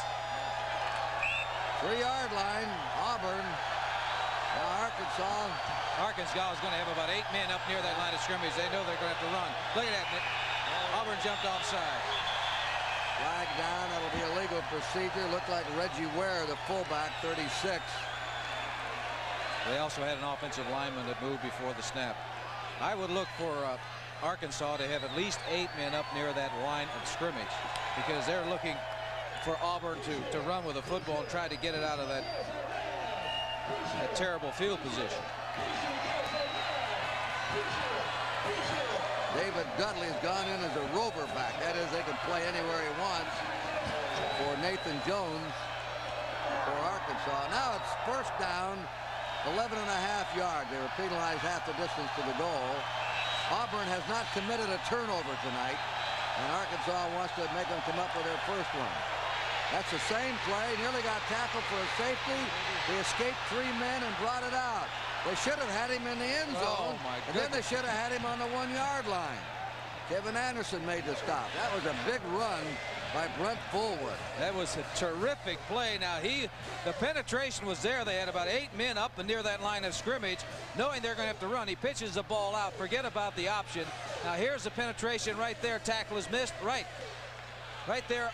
It was about 1 yard deep it was Lasker, the free safety, that missed the tackle in the end zone. That would have been 2 points. They have a 2nd down and 4 coming through to the 20. Still rolling. Tommy Agee, the fullback. And Auburn quickly gets away from their 1.5 yard line and gets out of serious trouble. What a difference one play will make, one tackle would make in this football game, because here it was, they could have had him in the end zone for a 2-point play, and now they're all the way out of danger right now, getting into good field position. That was a good run by Tommy Agee. I thought it was really a good play on the part of Ken Hatfield on that punting situation, because it really put Auburn in terrible field position, but they got out of it. Tommy Agee, you don't hear a lot about him, but he's a very dependable performer. He had a big game against Florida last year. There's Fullwood. Fullwood smacked into at the 30. He fell forward to his 31. He was hit by Kevin Anderson, the cornerback. Here's Auburn's last 5 possessions. On their 21, on Arkansas's 45, on Arkansas's 13, on Auburn's own 42, and on their own 37. But they just took over on their own 3 to make it their 6th possession. You know, one thing about the wishbone type of offense, and I haven't seen any fumbles out there today, and that's kind of unusual because the exchange between that quarterback and the fullback is a difficult one. I'll get into that in a second. There's Jackson. Jackson tries to turn upfield, is knocked down at the 39 of Auburn. He's hit there by Nathan Jones, who's back in his rover.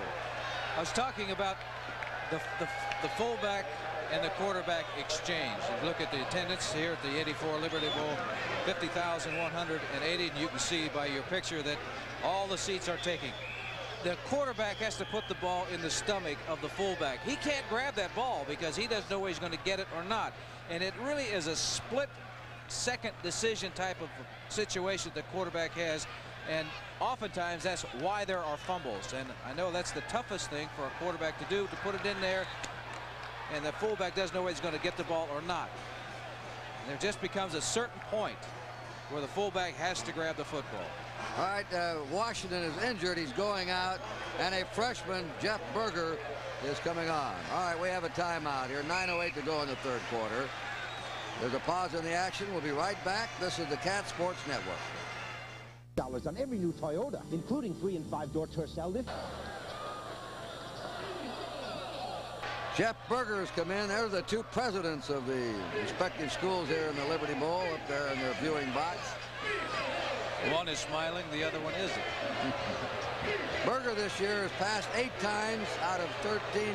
He's got 8 out of 13, 95 yards. He's a freshman from Cedartown, Georgia. Pat Dye is high on him for the future. This could be their starting quarterback in a couple of years. First down, Auburn on their 39. They crack forward for 2 yards.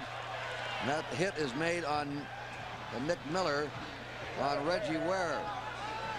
Reggie Ware, that was not an option type of a situation. They just want that quarterback to get his feet wet out there. Here we're taking a look at Pat Washington, the quarterback, starting quarterback for Auburn, getting worked on the sideline. Hope to have a report for you on his condition just a little bit later. Second down, 8. Auburn ahead, 14-3. Now they pitch wide, stumbling and going down. Bo Jackson, and he's hit there by Raven Caldwell. That was an interesting option. He also had the option to throw the football. He was looking downfield to his split end. If he was open, he was going to throw him the football. And the last option was to Bo Jackson. We got a report on Pat Washington, quarterback for Auburn, that he has a thigh bruise. He may be able to walk it off and may be able to come back in the football game. But it is not anything that is serious. Bo Jackson's longest gain tonight has been 7 yards.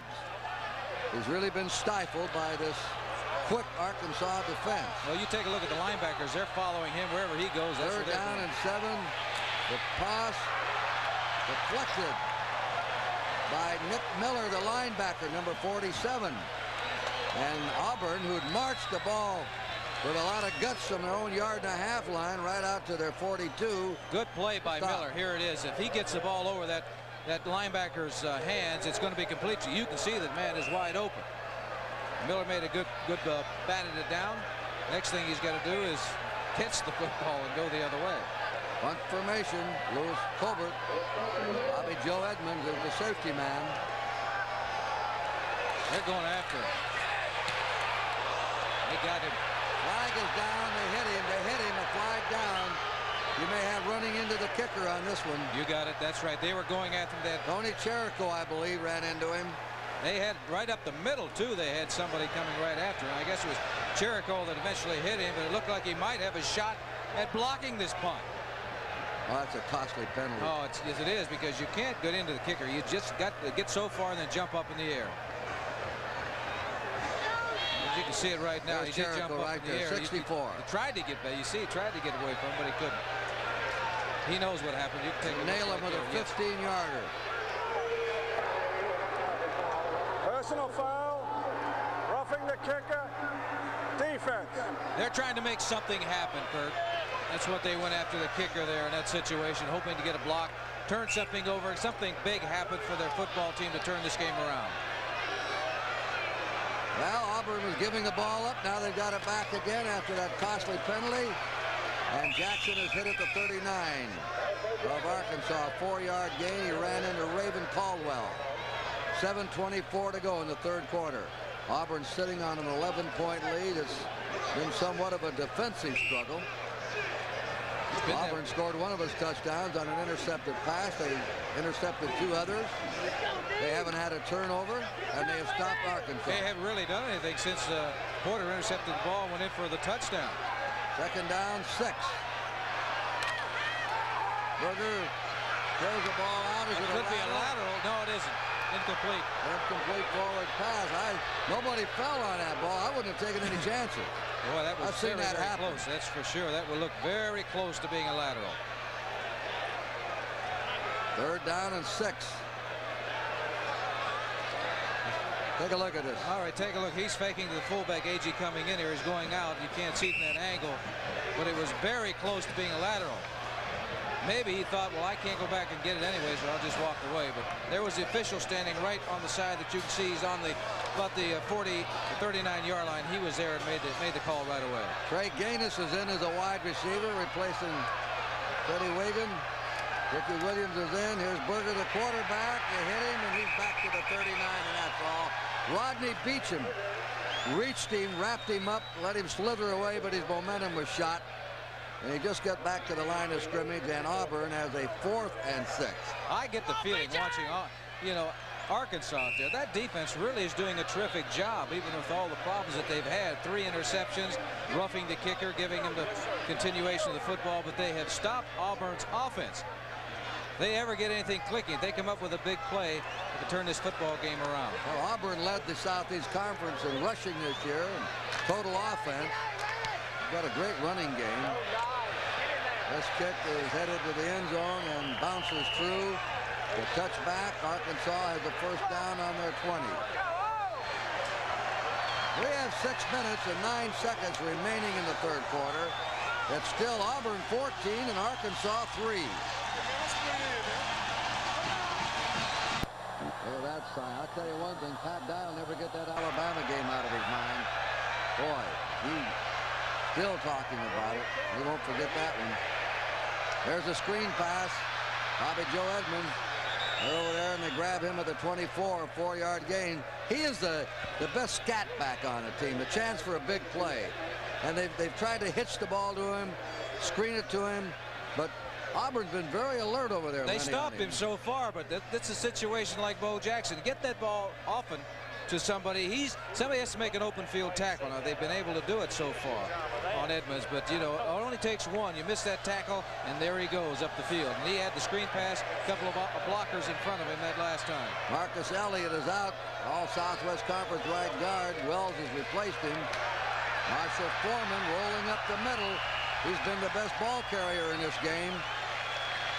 The fullback, a sophomore from Houston, Texas, third leading high school ball carrier. Here it is, straight ahead. Good blocking up front. He breaks the tackle. Carr had him, but he broke the tackle. He's 5'9", about 190 pounds, but he is a strong runner. Here it is. You take a look at Thomas, 91. He's bearing down, but he is blocked by the offensive tackle, right tackle, David McGee, number 71. He just let him go to the inside and just carried him on in there. Quick signal count. Taylor on the roll. Throws on the run and threw it away. He knew that he couldn't deliver that ball to anyone. No, there was threw it away.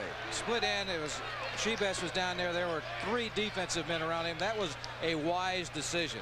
In the first half, the quarterbacks for Arkansas made some really poor decisions trying to throw the ball and force it in. That time he saw 3 defensive men around his receiver, throw the ball out of the bounds, come back and try to pick it up on the next down. Arkansas defensively had one of the lowest scoring averages against them in the country, 12.5 points. Auburn gave up 19.5 points a game this year. Here's a draw play. It doesn't get much. They get up to the 35. That's Foreman, stopped by Nate Hill, and that's it. Now they have a 3rd and 5. And yards per gain, Arkansas only allowed 121 yards rushing a game against them. Houston got 56 yards on the ground against them, and they're playing in the Cotton Bowl. 4 Southwest Conference opponents failed to score a touchdown against them. Well, when you take a look at him, you say, wait a minute, these guys aren't very big. You got a linebacker who weighs 211 pounds. He's one of their leading tacklers. Nose guard weighs 230. We ought to be able to run right at them, but they can't.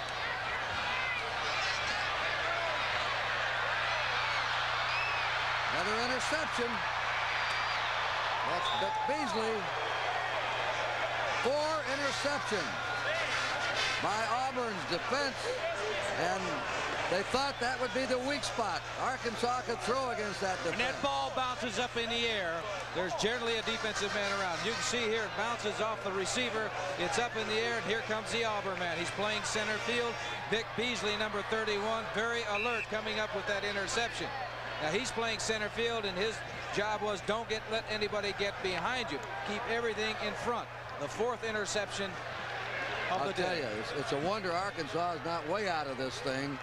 Auburn hasn't committed a turnover. Arkansas has 4 turnovers. Auburn had 2 chances. They had the ball first down on the Arkansas 14-yard line in the 2nd quarter, failed to score out of it. Auburn's had terrific field position with the exception of the punting situation. They were backed up on their 1-yard line. They got out of that jam, but they've had really good field position compared to Arkansas. Right now they have a 2nd down 8. They're on the 45-yard line of Arkansas in the lead, 14-3. They're going to throw. Washington's back in the game. Now he escapes. Look at him get out of there, and they knock him down on the 43.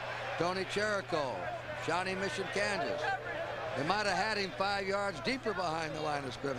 Well, he's a good athlete, Pat Washington. It's good to see that he's back in the ball game, but the injury he sustained earlier was not a serious one. Looking at Arkansas, what they're doing, Kurt, on 1st down, they're gearing their defense to stop the run, because that is what Auburn has been doing. Auburn, what they need to do, instead of always running the football on 1st down, come up and throw with it, because the last time on 1st down they blitzed. Now you look at the situation now, they're doubling up both wide receivers with defensive backs. They're going to rush 3, maybe 4 at the most.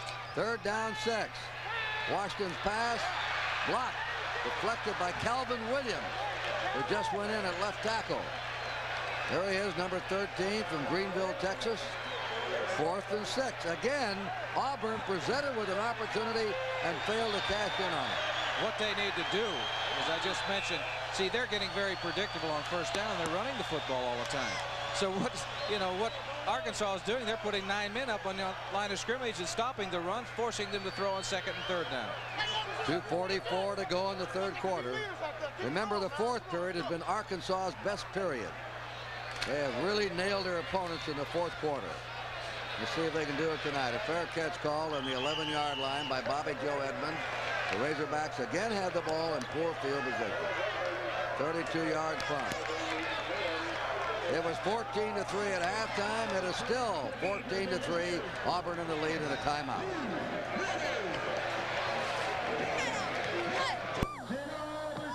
First down, Razorbacks on their 11-yard line. There's Derek Thomas coming right up the middle. That's the one play that's gained some yardage. That got 13 for him. Foreman's been the leading ball carrier at fullback. There's the 2nd leading ball carrier on the season, Thomas, and he splits the time with Foreman at fullback. That's the first option. The quick handoff to the fullback up the middle, and it's worked tonight for him. Arkansas has a 1st down. Well, they have Foreman, who weighs 190 pounds, and they bring in Thomas, who's about 215 or 220 pounds, and it's a different type of look for that defense. They're on their 23. This is a pass coming up. He pump fakes. He throws. He's got him there. He caught the ball. Theo Young. It'll be a 1st down, Arkansas. Young catches the ball. He's a big man and caught it over Alvin Briggs. Now that's the old stop and go type of pattern. Young is the tight end going down. You're going to see the quarterback coming back. He's going to pump it. Bang. Now the tight end takes off and he gets behind the defensive back. Defensive back had absolutely no idea where the football was thrown. Actually, had the ball been perfectly thrown and he caught it in stride, it would have been a foot race to the goal line. I said what they need is a big play. Maybe that was the play. 38-yard pass play, first down Arkansas on the Auburn 44. There's a man coming through. That's Derek Thomas. He spills over the 35 to the 33 of Auburn. He may have another first down. Nat Caesar tackled him in the secondary.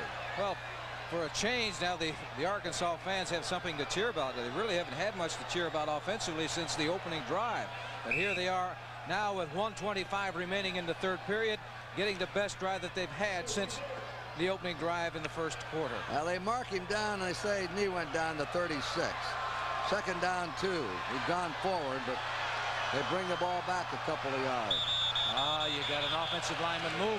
Boy, that's never the time to do that. They've made a lot of mistakes tonight. They've hurt themselves more than anything. Yes, they have. They're in a short yardage situation. Second down, when you got second down, third down, even fourth down to pick up a couple of yards. Somebody jumps off sides. Now they got to bring it back 5 more yards. They had Auburn contained. Fourth down, Auburn punting. They roughed the kicker. Gave him the ball back again. Now with a second down and 2, they're going to have a second down 7. Just when they had some momentum going. Offense, repeat second down. Second down 7. Yarborough, Stinton are in. Erie, McGee are out. The 2 starting tackles are replaced. Second down 7. There goes another flag down. And that's Derek Thomas from Paducah, Kentucky, hitting and stopped by Gerald Robinson, a second string defensive end. Another flag down. There's less than a minute to go in the third quarter. Oh, they gave it back. Gave it back to him. Gave him back. Now they're going to be in a situation. It's going to be second and 2 again. Now, it was a bad move on Arkansas's part, but it's a worse one there on Auburn's part because they really got a break when somebody jumping off sides. Now, as I said before, Arkansas really has 3 shots to pick up the first down.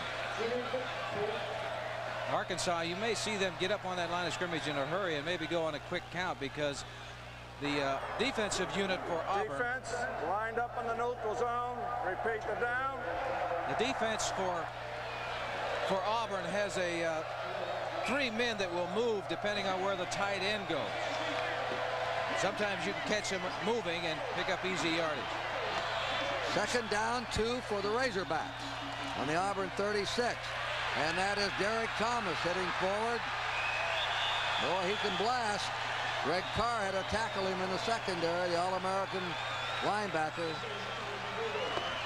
That's a first down for Arkansas. 54 is Carr, All-American linebacker.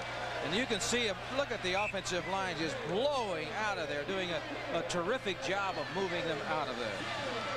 You know, it's not really a big secret as why things work and why they don't work. You know, number 56 is probably the best offensive lineman for Arkansas. That's Marcus Elliott. He's gone back in. First down Razorbacks, Auburn's 29-yard line. A handoff again to Derek Thomas. You got a hot hand dealer. That's right. And they're giving him the ball.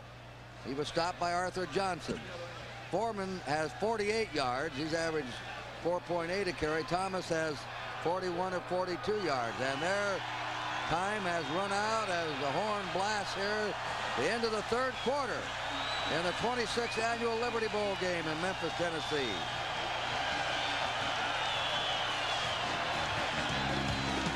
There's the score. It was that same score at halftime.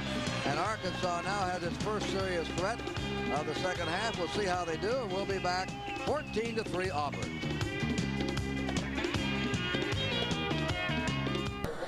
This is Kurt Gowdy. Len Dawson will begin the fourth quarter of the Liberty Bowl game. 14-3 Auburn. We're in Memphis, Tennessee. 60-degree temperature here on this December night.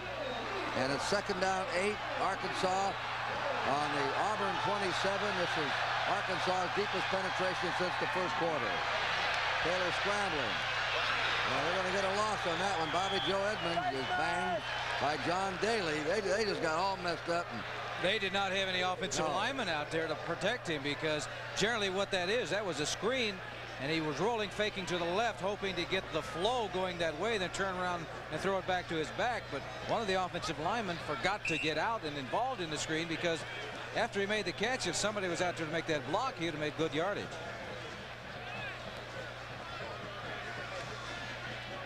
See Pat Dye, head coach of Auburn, on the sideline. James Shibist has come in. Shibist is in there. Third down now, and 13 for Arkansas. Blitz is on. He'll have to throw for his life. And it's out of bounds. No good. It'll be a fourth. They're trying to get the ball to Shibist. Number 25. Quarterback did a good job of just getting rid of that football and preventing a big loss, at least giving the opportunity for the field goal kicker to come in if they so desire. But after 3 quarters, taking a look at some of the statistics, not what you would call an offensive day for either side. Look at that. Arkansas has outgained them, 248 to 189. Very close in rushing, and the passing game has been in favor of Arkansas, except Arkansas has thrown 4 interceptions. They've given that ball up 4 times. And Auburn has not committed 1 turnover in this game. That's been the big difference. That has been the football game. 2 wide receivers in. They're going for it. They're on the 32-yard line of Auburn, a 4th down and 13. Here comes a blitz. He throws the ball. It is no good. I tell you, they've had great pressure on Taylor. Well, they did. He's had no time. It's a hurry-up time all the time for him. Get rid of it. Get rid of it. 2 in a row he's had to. Kurt, he ran for his life the last time, threw the ball out of bounds, and this time they had 3 defensive backs, or 3 defensive linemen on him. Now, I don't care what kind of blocking you got. There's no reason that 3 of them should be back there. You're not outmanned that many. First down Auburn on their 32-yard line. We have a timeout called down on the field. 14 minutes and 8 seconds to play in the game. 14 to 3 Auburn.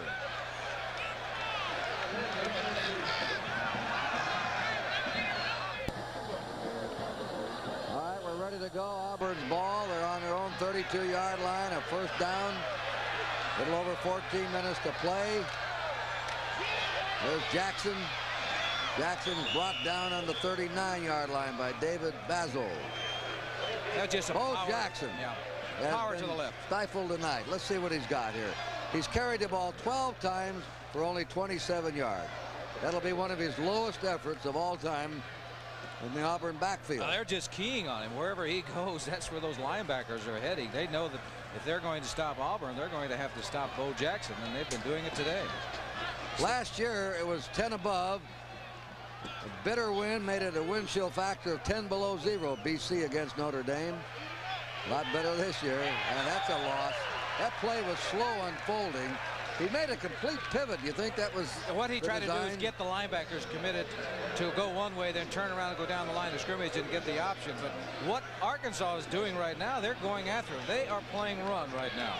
At least they do on 1st and 2nd down situations. Here it is. Arkansas is always in terrible field position. Here Auburn has terrific field position, but they're running the ball all the time on 1st down. Pat Dye talking to one of his coaches. What's the matter there? Can't you open this thing up? 3rd down and 4. Look out, nearly offside. Here's the quarterback keeper. A fumble. The ball's bouncing around. It's back to the 10. It's maybe recovered by Arkansas. They had a shot at it. Nathan Jones recovered it. They dive for that ball. Auburn should have had the ball at their 10-yard line. And there's Nathan Jones recovering. And the big break that Arkansas has been looking for. There it is. They're looking for that big play. And that time they got it. The blitz was on. You can take a look at the linebackers are up there. They're getting great penetration. The ball is pitched out there. It should have been handled. And it was kicked after now watch the was hit. Well, the first guy is Washington. Quarterback has an opportunity. He really should have slowed down a lot more when he's getting ready. He should have really slowed down. First things first to make that fumble recovery. He did not do it, but there it is. Arkansas on the ball. They're on the move. 6-yard line. 6 yards to go for a score. 1st and goal to go. 32 yards lost on that play. And they send Marshall Foreman hurtling into the line, and he only goes to the 4.5.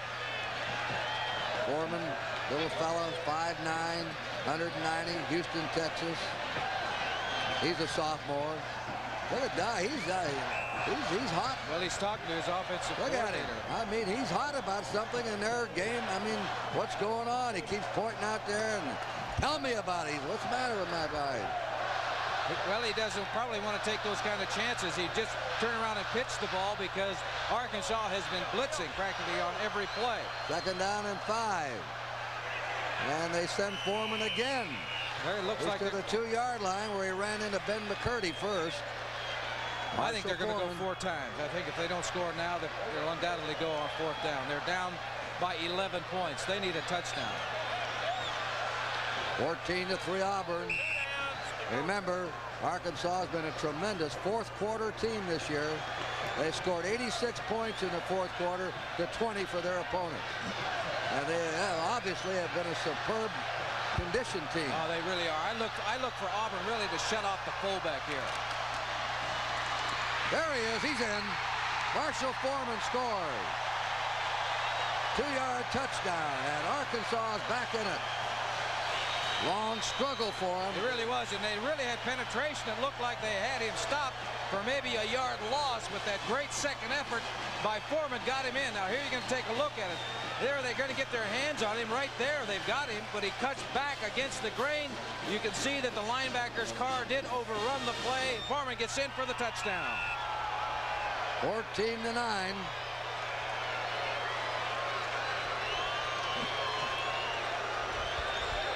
They'll go for 2 points right now. They'll go for 2. That means they'd be in a position to tie game with a field goal. They get this, yes. They need a touchdown anyway if they got the extra point. Field goal wouldn't do him any good. They're going to throw maybe if he does and cork it. No good. He had Shebas pinned right up against the back of the end zone. It's the only guy he had out. I don't understand that. There's the only receiver that he had was Shebas. If he wasn't open, then they're going to have to throw it away. So there's a pause of the action before the kickoff here at the Liberty Bowl. We'll be right back. This is the Cat Sports Network.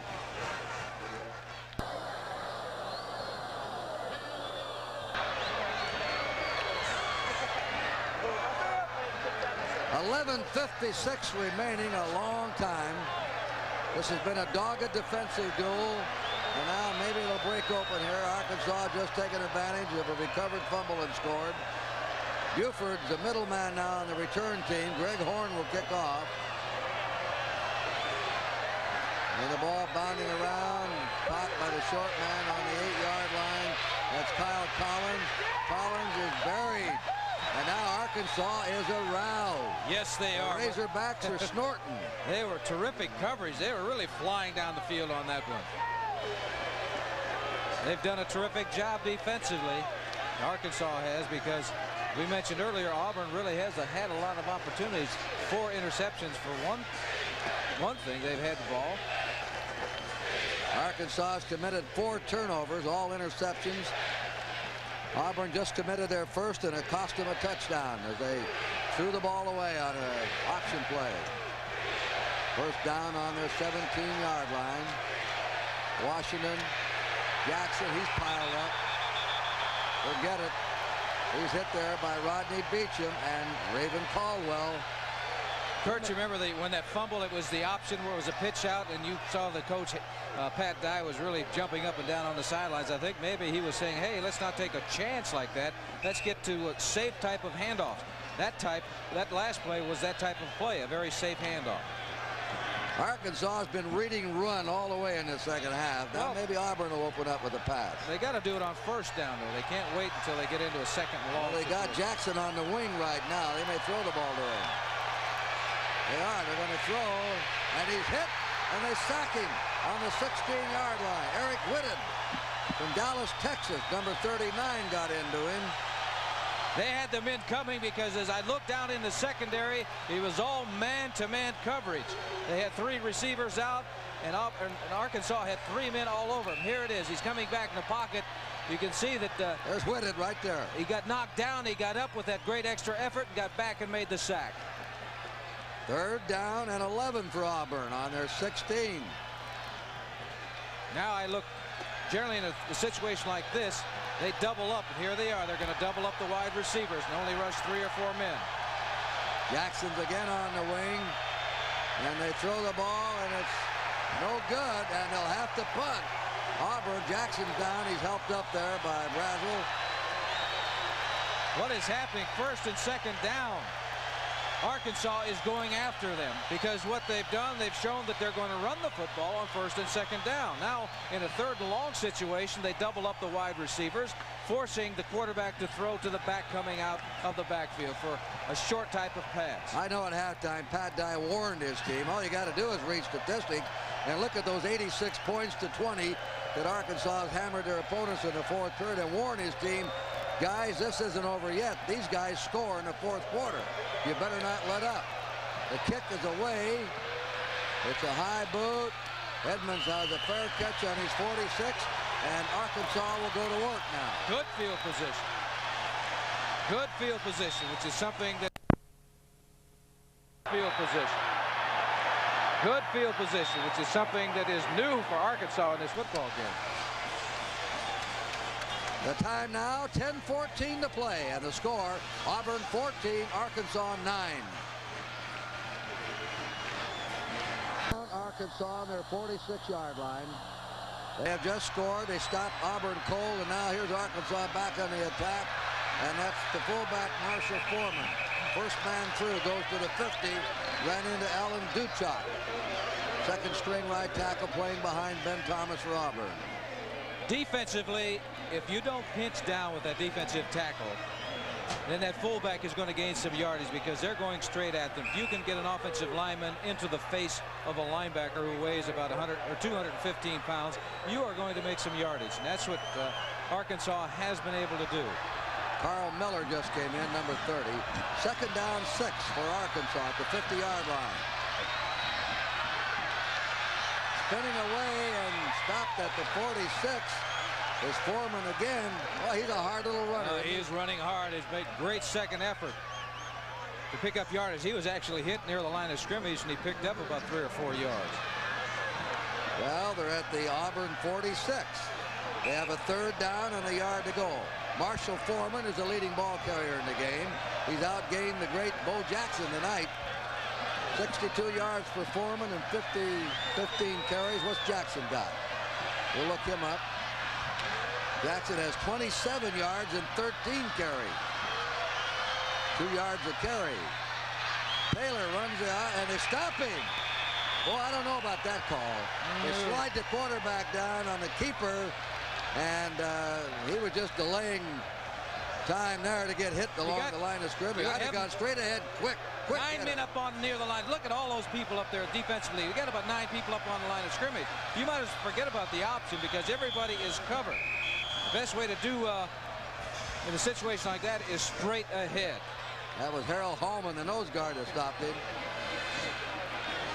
Arkansas has called a timeout. 8:31 to go in the game. It's still 14-9 in favor of Auburn. Go Auburn ahead 14-9. Auburn has made 23 yards in this half. Arkansas has made 123 yards. Auburn has not crossed the 50-yard line. Their offense has been completely shut down. Well, they're very predictable, Kurt. I mean, first down situations, they're always running the football. Now, here's a very important play. The most important Ken Hatfield, the Arkansas coach. This is fourth down and a yard to go. He's going to throw the ball deep. He dropped it. He had it in his hand. Bobby Joe Edmonds had it in his hands and dropped it. Oh. It was it. Red Barber used to say, oh, doctor. Oh, boy, he'd like to have that back. This is really a fine throw. Faking it to Foreman up the middle, coming back. Good protection. Fires that ball. Look at that, wide open. Hits him right on the head. Touchdown. You know, that was a great call, though, fourth and a yard. They caught everybody up. You see that. Yeah, they had 9 men on the line of scrimmage. They had a touchdown right in their hand. Bobby Joe Edmonds, he's the saddest guy in the ball game.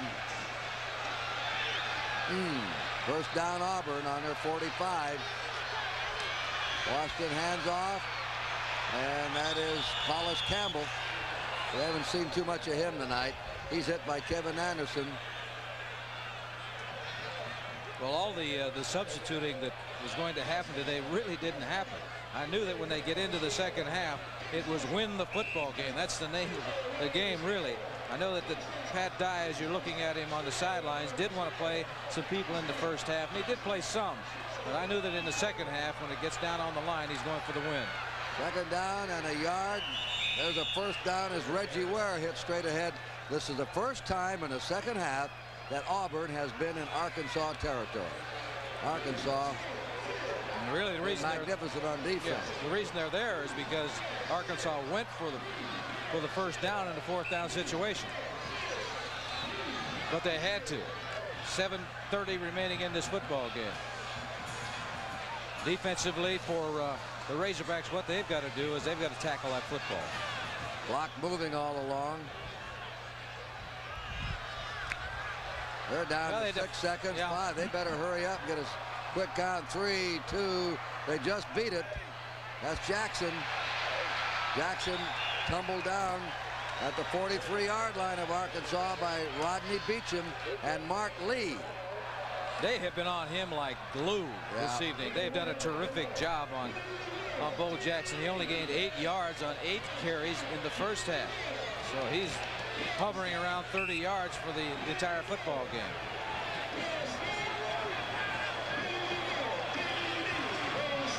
And what Auburn's doing a good job, though, there if they get the play off. It's down to 13 seconds on the 25-second clock. They'll come up to the line of scrimmage. The quarterback will look at that clock. He's looking straight ahead. He'll get it off with a couple of seconds to go. Just beat it again. On the option, Reggie Ware, the fullback, first through, 36. And he has the ball. They're stopped at the 40-yard line, maybe the 39. Put it on the Arkansas 39. It's third down. I talk about third or 7. First down situations. Auburn has run the ball 20 out of 23 times, averaged 2.9 yards a carry. That is why Arkansas has 9 men up near the line of scrimmage on first down, because Auburn has indicated that's what they're going to do. Well, they're using this clock perfectly. They're down now to 3 seconds. They get it off again just in time. There's the pitch. Jackson breaks it. He's gone. Bo Jackson is gone for the score. Bo Jackson finally broke it. They contained him all night. With a back like that, you hammer him, and then bang, he can Don't ever let him get turned upfield. Don't let him turn that corner and get turned upfield, because you are going to lose that foot race. Number 34, Bo Jackson, contained him all day, and here it is. He gets to the outside. The block is there. A tackle is missed. You can't grab him with your arm or hand and expect to bring him down, but he's got that tremendous speed into the end zone for the touchdown. Well, he scored 2 touchdowns tonight. His figures will look decent now after that 39-yard run. Chris Knapp is going to try the point. And the score now is 20-9. One play may have been this ball game. What looked like a touchdown pass dropped by Bobby Joe Edmonds. Out in the open on 4th and 1. A gutty call by Arkansas. All right, we'll be back. It's Auburn 21 and Arkansas 9.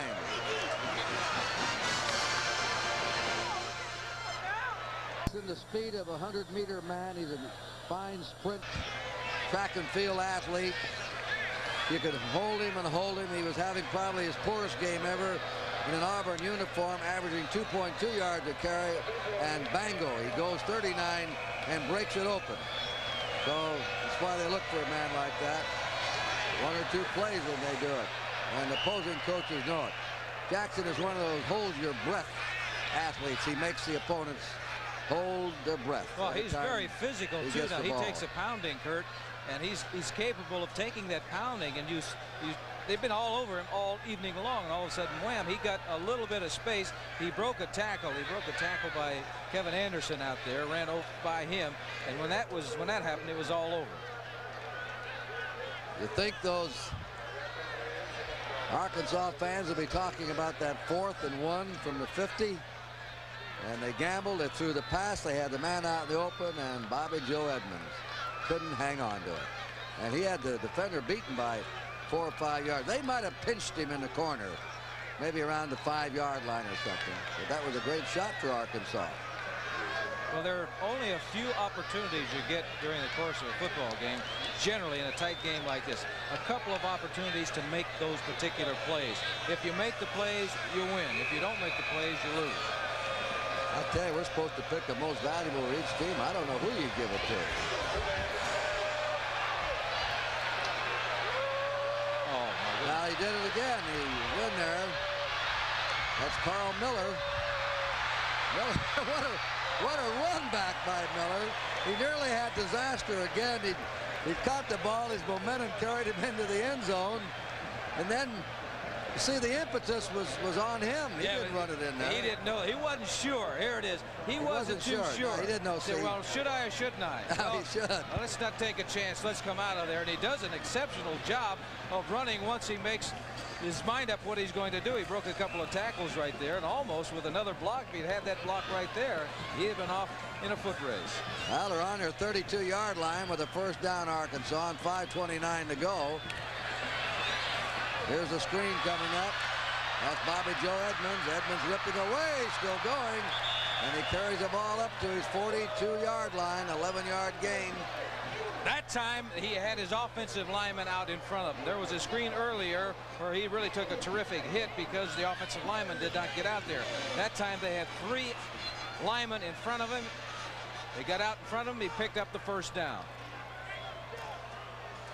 Arkansas now, they've got to strike in a hurry with 5 minutes and 19 seconds remaining in this football game. They got to get on the board. On first down, the draw play. Derek Thomas. Thomas is over the 50 and to the 48-yard line of Auburn. Stopped by John Daly. Arkansas also at this stage of the game, when they're down 21-9, they've got to start hurrying up because they've got 5 minutes remaining in this football game. They've got to get in and out of that huddle. Now, there's a 25-second clock, but you don't want to take any more than about 8 or 10 seconds to get that play off. That's why it's so important that the coaching staff on the sidelines get that play in a hurry. Auburn did a good job of running that clock out. They go in the huddle, they'd watch it. They come out with about 8 or 7 seconds to go to get the snap off. They're short by an inch or 2. Then with about 3 seconds to go, they had a quick snap. And in 3 plays like that, they used up about a minute and a half. Yeah, they did. The good thing about the situation with the 25-second clock, the quarterback is looking right at it, so he knows at all time how much time he's got on the clock. This is a short yardage situation. The quarterback can just sneak it because if they get the first down, they'll stop the clock in order for them to move the chain. So what they ought to do is have 2 plays called right now in the huddle. Taylor's had 12 for 25 tonight, 132 yards. He's thrown 2 interceptions. This is a second down and inches to go. They get more than that. They go to the Auburn 43-yard line. Pat Thomas hitting Derek Thomas. Clock stops while they move the yard lines up, and now it's first down, Arkansas on the Auburn 43-yard line. Play is in the huddle, but there they are. They're getting out of that huddle in a hurry. That's good coaching. You know, you have to anticipate things. Be ready in a situation like this. 21-9, Auburn ahead. This pass complete to the 35 to Luters. Luters goes out of bounds smartly on the, no, they say he stayed in bounds. 15 yards, they said he stayed in bounds. There's Luters. I think probably what they thought is when he got tackled, his knee hit the ground, or hit the ground in bounds, and then they was driven out of bounds. Arkansas is on the Auburn 28. 4:34 to go. They wind the clock up. Auburn leading by 12. Let's go Tigers! Taylor has it down. Here's a reverse coming up. It's going nowhere. Maybe. He shakes it loose. And that's Rodney Ford. They put him in there for that special play. He's a speedster. Pat Thomas made the hit on him. Now they spot the ball down on the 17-yard line. Another first down, and the clock is stopped. Well, that was a good run because really Auburn was not fooled by that because the out-contained men were there to make the play, but he wisely cut back inside, picked up the first down. That stopped the clock until they moved the chains. Now they're up on the ball once again, getting ready for a play. Clock is moving. Taylor Throws the ball out of bounds. He had one choice there. He was looking to the split end who was running an out pattern. He faked the ball, and if he was open, he's going to get him the football. If he wasn't open, he's going to throw it away. The important thing right now is that clock. 4:02 remaining in this football game. And I believe Arkansas still has 2 timeouts remaining. 21-9 Auburn. Arkansas on the Auburn 17. Look out. Oh, he is slammed down there by number 40, Arthur Johnson. He came blitzing through the strong safety. And he came from his blind side. That's the problem with that flex bone or wishbone offense. Now, right now, Auburn is not concerned about the run, really. They hope they do run, so they tackle him, keep him in bounds, and that clock will be winding down. But when that quarterback has to fake the ball to somebody, he had his back to the safety who was coming through, and he made the stop. 3rd down and 18. That's a 2nd sack by Auburn. You're not going to fool anybody down here with any type of play fake. 3rd and 18. Screen. Edmonds out of bounds on the 25-yard line. Bobby Joe Edmonds was hit and smothered by Arthur Johnson. There he is again. That's 2 plays in a row. He's come up with big plays. The screen never really developed. They'd had a little more time to let that screen develop, the offensive lineman get out in front of the ball carrier, they might have had something. We talk about Arkansas's defense. Auburn played a strong defensive game all the way right from the opening kickoff. I guess the thing is that Auburn had so many opportunities in this football game, particularly in the first half, to put it away, and they didn't. And we overlooked the fact that Auburn defensively really has done a terrific job. They had a touchdown scored on them, but it was because of the fumble. Taylor's throwing deep. He's got a man open. It's a touchdown to Sheamus. A great little receiver. James Sheamus scores with 3:10 to go. I can't believe they let him get open in a situation like this.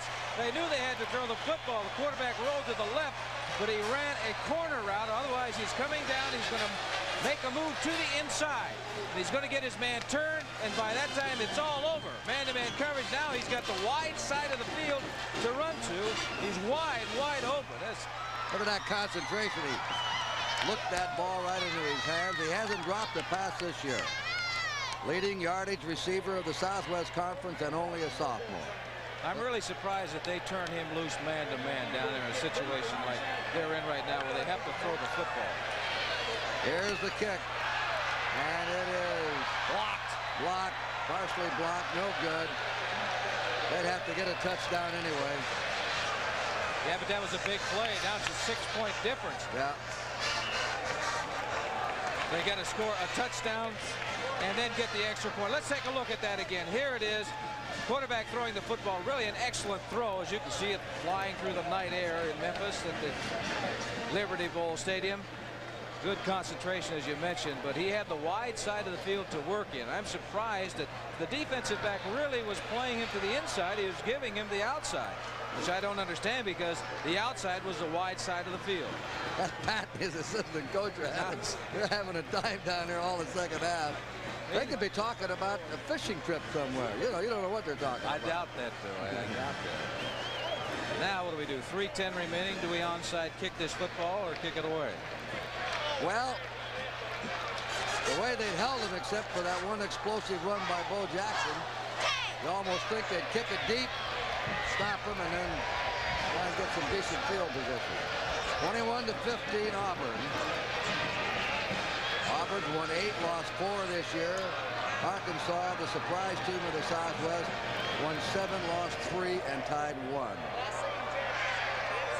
Well, I would assume that Auburn is looking for the onside kick, and they're going to have a lot of people 10 yards away from that football. Yeah, but you know, Lenny, they're up to their old habit. Twice this year, they scored 3 touchdowns in the 4th quarter. They've already got 2 touchdowns here in the 4th quarter against Auburn. Well, Auburn's look. If they take a look, they're out there anticipating the onside kick. They got 11 men up there. 10 men up there. And they all got quick feet and quick hands. So they kick it deep. the Auburn ball, first down in the 20-yard line. Better get on that ball there. Yeah. That's a free ball. I'm sure that probably they told the kicker, now if they get everybody up front, then kick it away. But if they don't, we'll onside kick it and try to get the football. Time remaining in the game. There's the scoring drive of Arkansas, 68 yards, 9 plays. 25-yard pass to Shebus and Brad Taylor. Now watch Auburn use this clock unless Arkansas calls the timeout. The clock will not start, I don't believe, until the snap of the ball. That's right, but there's second down. Unless Arkansas calls it, they'll run it right down at take 24 seconds, 23 seconds. There's the pitch to Bo Jackson. Pretty good man to get the football to. He's got a first down for him. He's out to the 33-yard line. Nick Miller and David Brazel. Brazel's been tremendous linebacker today. Jackson didn't get going here until about midway in the fourth quarter. I would be looking for Jackson now. If anybody's going to get that football here late in the football game, you know, with 3 minutes to go, Auburn wants to get the ball to Bo Jackson.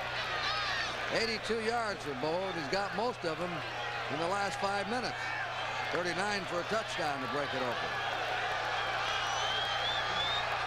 Clock is going.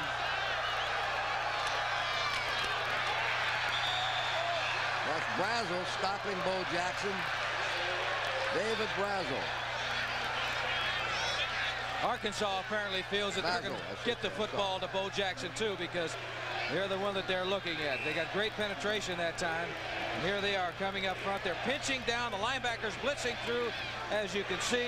Basil coming through. He's playing Bo Jackson all the way. You could see that he was going right for Bo Jackson. Jackson didn't have the ball.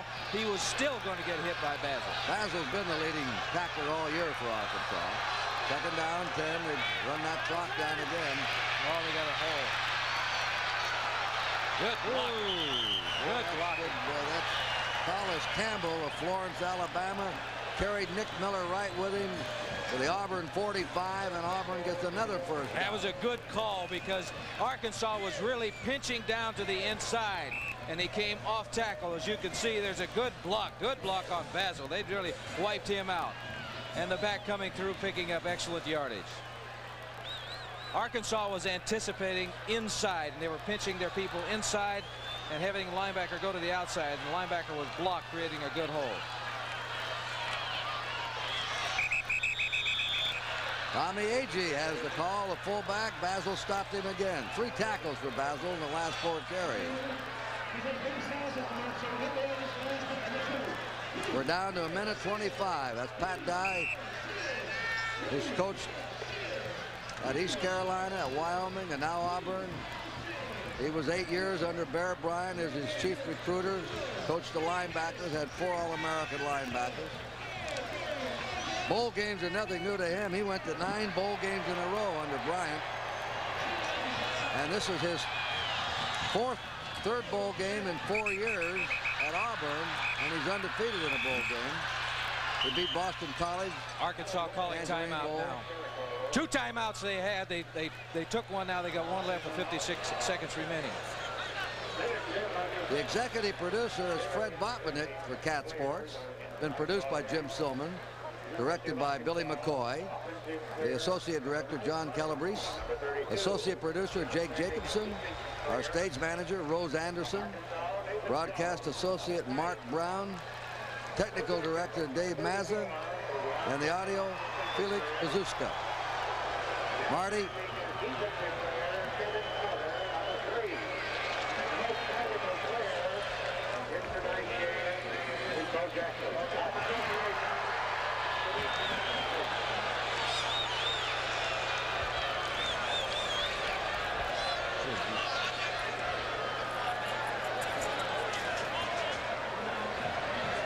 I want to thank Marty Aronoff also for the statistics. Anthony Kimbrough of Arkansas, assistant up here in the booth, and David Clay of Auburn. 56 seconds to go. 21-15 Auburn. They've had the ball. They've kept it. Our Mercedes-Benz most valuable players, Bo Jackson for Auburn and Dave Basil, the linebacker for Arkansas. Here's Jackson. Jackson to the 50. Goes ahead with it. About 2 yards short of the first down. The clock moving. Hatfield says call time. Right, that's it. The last time David Basil again on the tackle. Jackson in the first half had 21 yards. In the second half, he's made 68 yards, 89 in the game. One of them, the biggest play of the game, a 39-yard run for a touchdown to break it open. Then Arkansas came back. And remember earlier, Arkansas had a 4th and 1 on the 50-yard line with about 6 minutes to go. They threw a surprise pass, wide open, Bobby Joe Edmonds, and they couldn't hold on to it. All right, right now the situation, 47 seconds remaining, a 4th down situation. Auburn's got a punt. They will probably go after the punt, try to block the punt and get good field position because they are going to get the football back.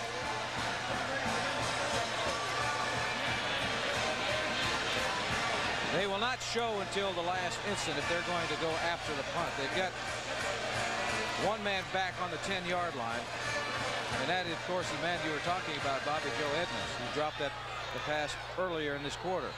They have been close games here. Last year was 19-18. They're going after it. They got to go after it. Notre Dame over Boston College. This has been a tight one. Look at all those guys up there.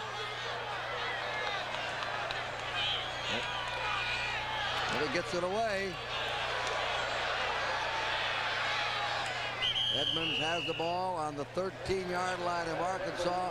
39 seconds to play. Good job by that punting team of Auburn. They knew that they were going to go after the punter. They knew that they had to seal the inside, and they did that. A good job by them getting the punt off. Now 39 seconds to go. No timeouts left.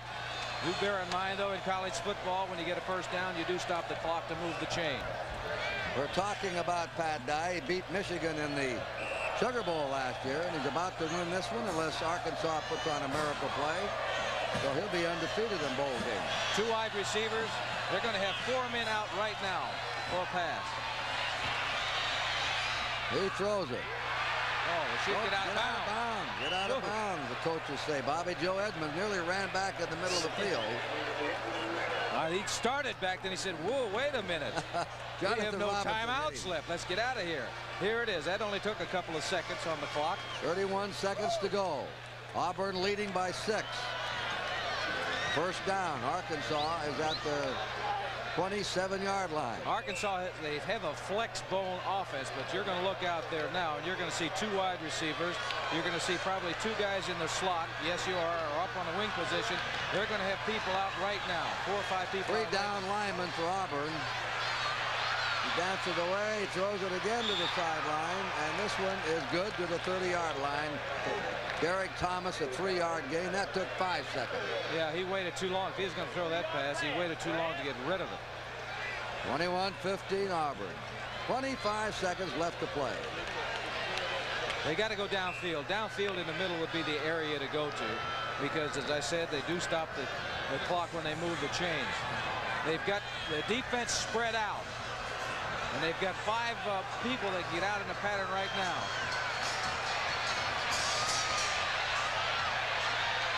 Now, going to have a man open. He's smothered. No good to Looters. Jamie Looters, number 26. That took 9 seconds. They had 3 defensive people all over there. They tried to bide some time by rolling out, but defensively for Auburn, they're telling those people back there, hey, do not, and I mean do not let anybody get behind you. 16 seconds remaining. A 3rd down play for Arkansas. Ball on their own 30. Brad Taylor, 17 out of 32, 188 yards. Well, they better hurry up. They got 15 seconds remaining on the 25-second clock. Got to get up and get that play off. They're doubling up everybody out there on the outside, and they've got a man in center field way deep. He's hit and dropped. Yeah, there's a flag down. Could be face mask. Could be a face mask. Nate Hill, 99. Gerald Williams, 98 on him.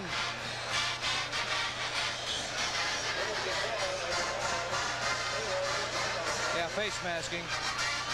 What it does, too, it stops the clock with 10 seconds remaining. They need a miracle.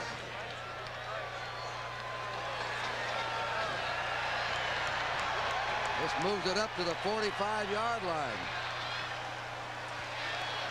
The referee was back there. He was right on top of the situation. Here it is right there, as you can see. That's dangerous, too, when you get a hold of somebody's face mask and break somebody's neck. Well, let's see. Flutie did it against Miami, but 7 seconds, 6 seconds. He just quickly throws it out of bounds to stop the clock. 3 seconds. Well, they're down to one more play. This is it. And that's it. They'll throw that ball as far as he can, I think. They kept talking about what a strong Army is. I think we're going to find out right now, Kurt. And you're going to look. You're going to see the Auburn defensive backs. They're all the way back. They haven't even come up with the line of scrimmage. They're all the way back to the 25-yard line and walking back.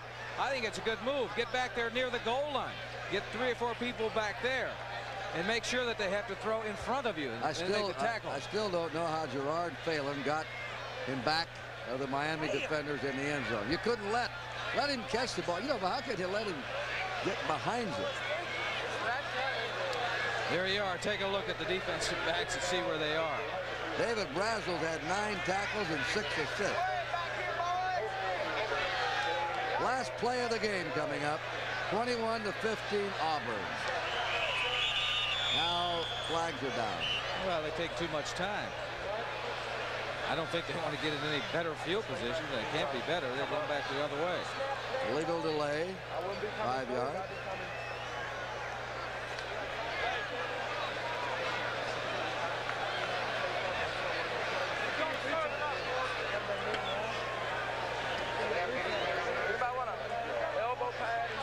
Here it is. Oh, he should air it out. That's one thing you don't want to do. Now you got no chance. That's it. That's the ball game. Bobby Joe Edmonds caught the ball. He caught 10 passes in the game. Pat Guy coming over. Auburn beats Arkansas 21-15. The first time the schools have met on the gridiron, and Auburn's the winner. We'll be back for a final word on the 1984 Liberty Bowl in just a minute. This is the Cat Sports Network. Promotional consideration paid for by... Okay. The Mercedes-Benz most valuable players for the 1984 Liberty Bowl. Bo Jackson for Auburn. David Basil, the linebacker for Arkansas. Well, I'll tell you, they did contain Bo Jackson, but in the end, he was the guy that broke this football game wide open. 88 yards and 2 touchdowns. And bear in mind, he only had 8 yards on 8 carries in the first half. Basil was involved in 15 tackles. So this is Kurt Gowdy along with Len Dawson saying goodbye from the Liberty Bowl Memorial Stadium in Memphis, Tennessee. Final score again, Auburn 21, Arkansas 15. This is the Cat Sports Network.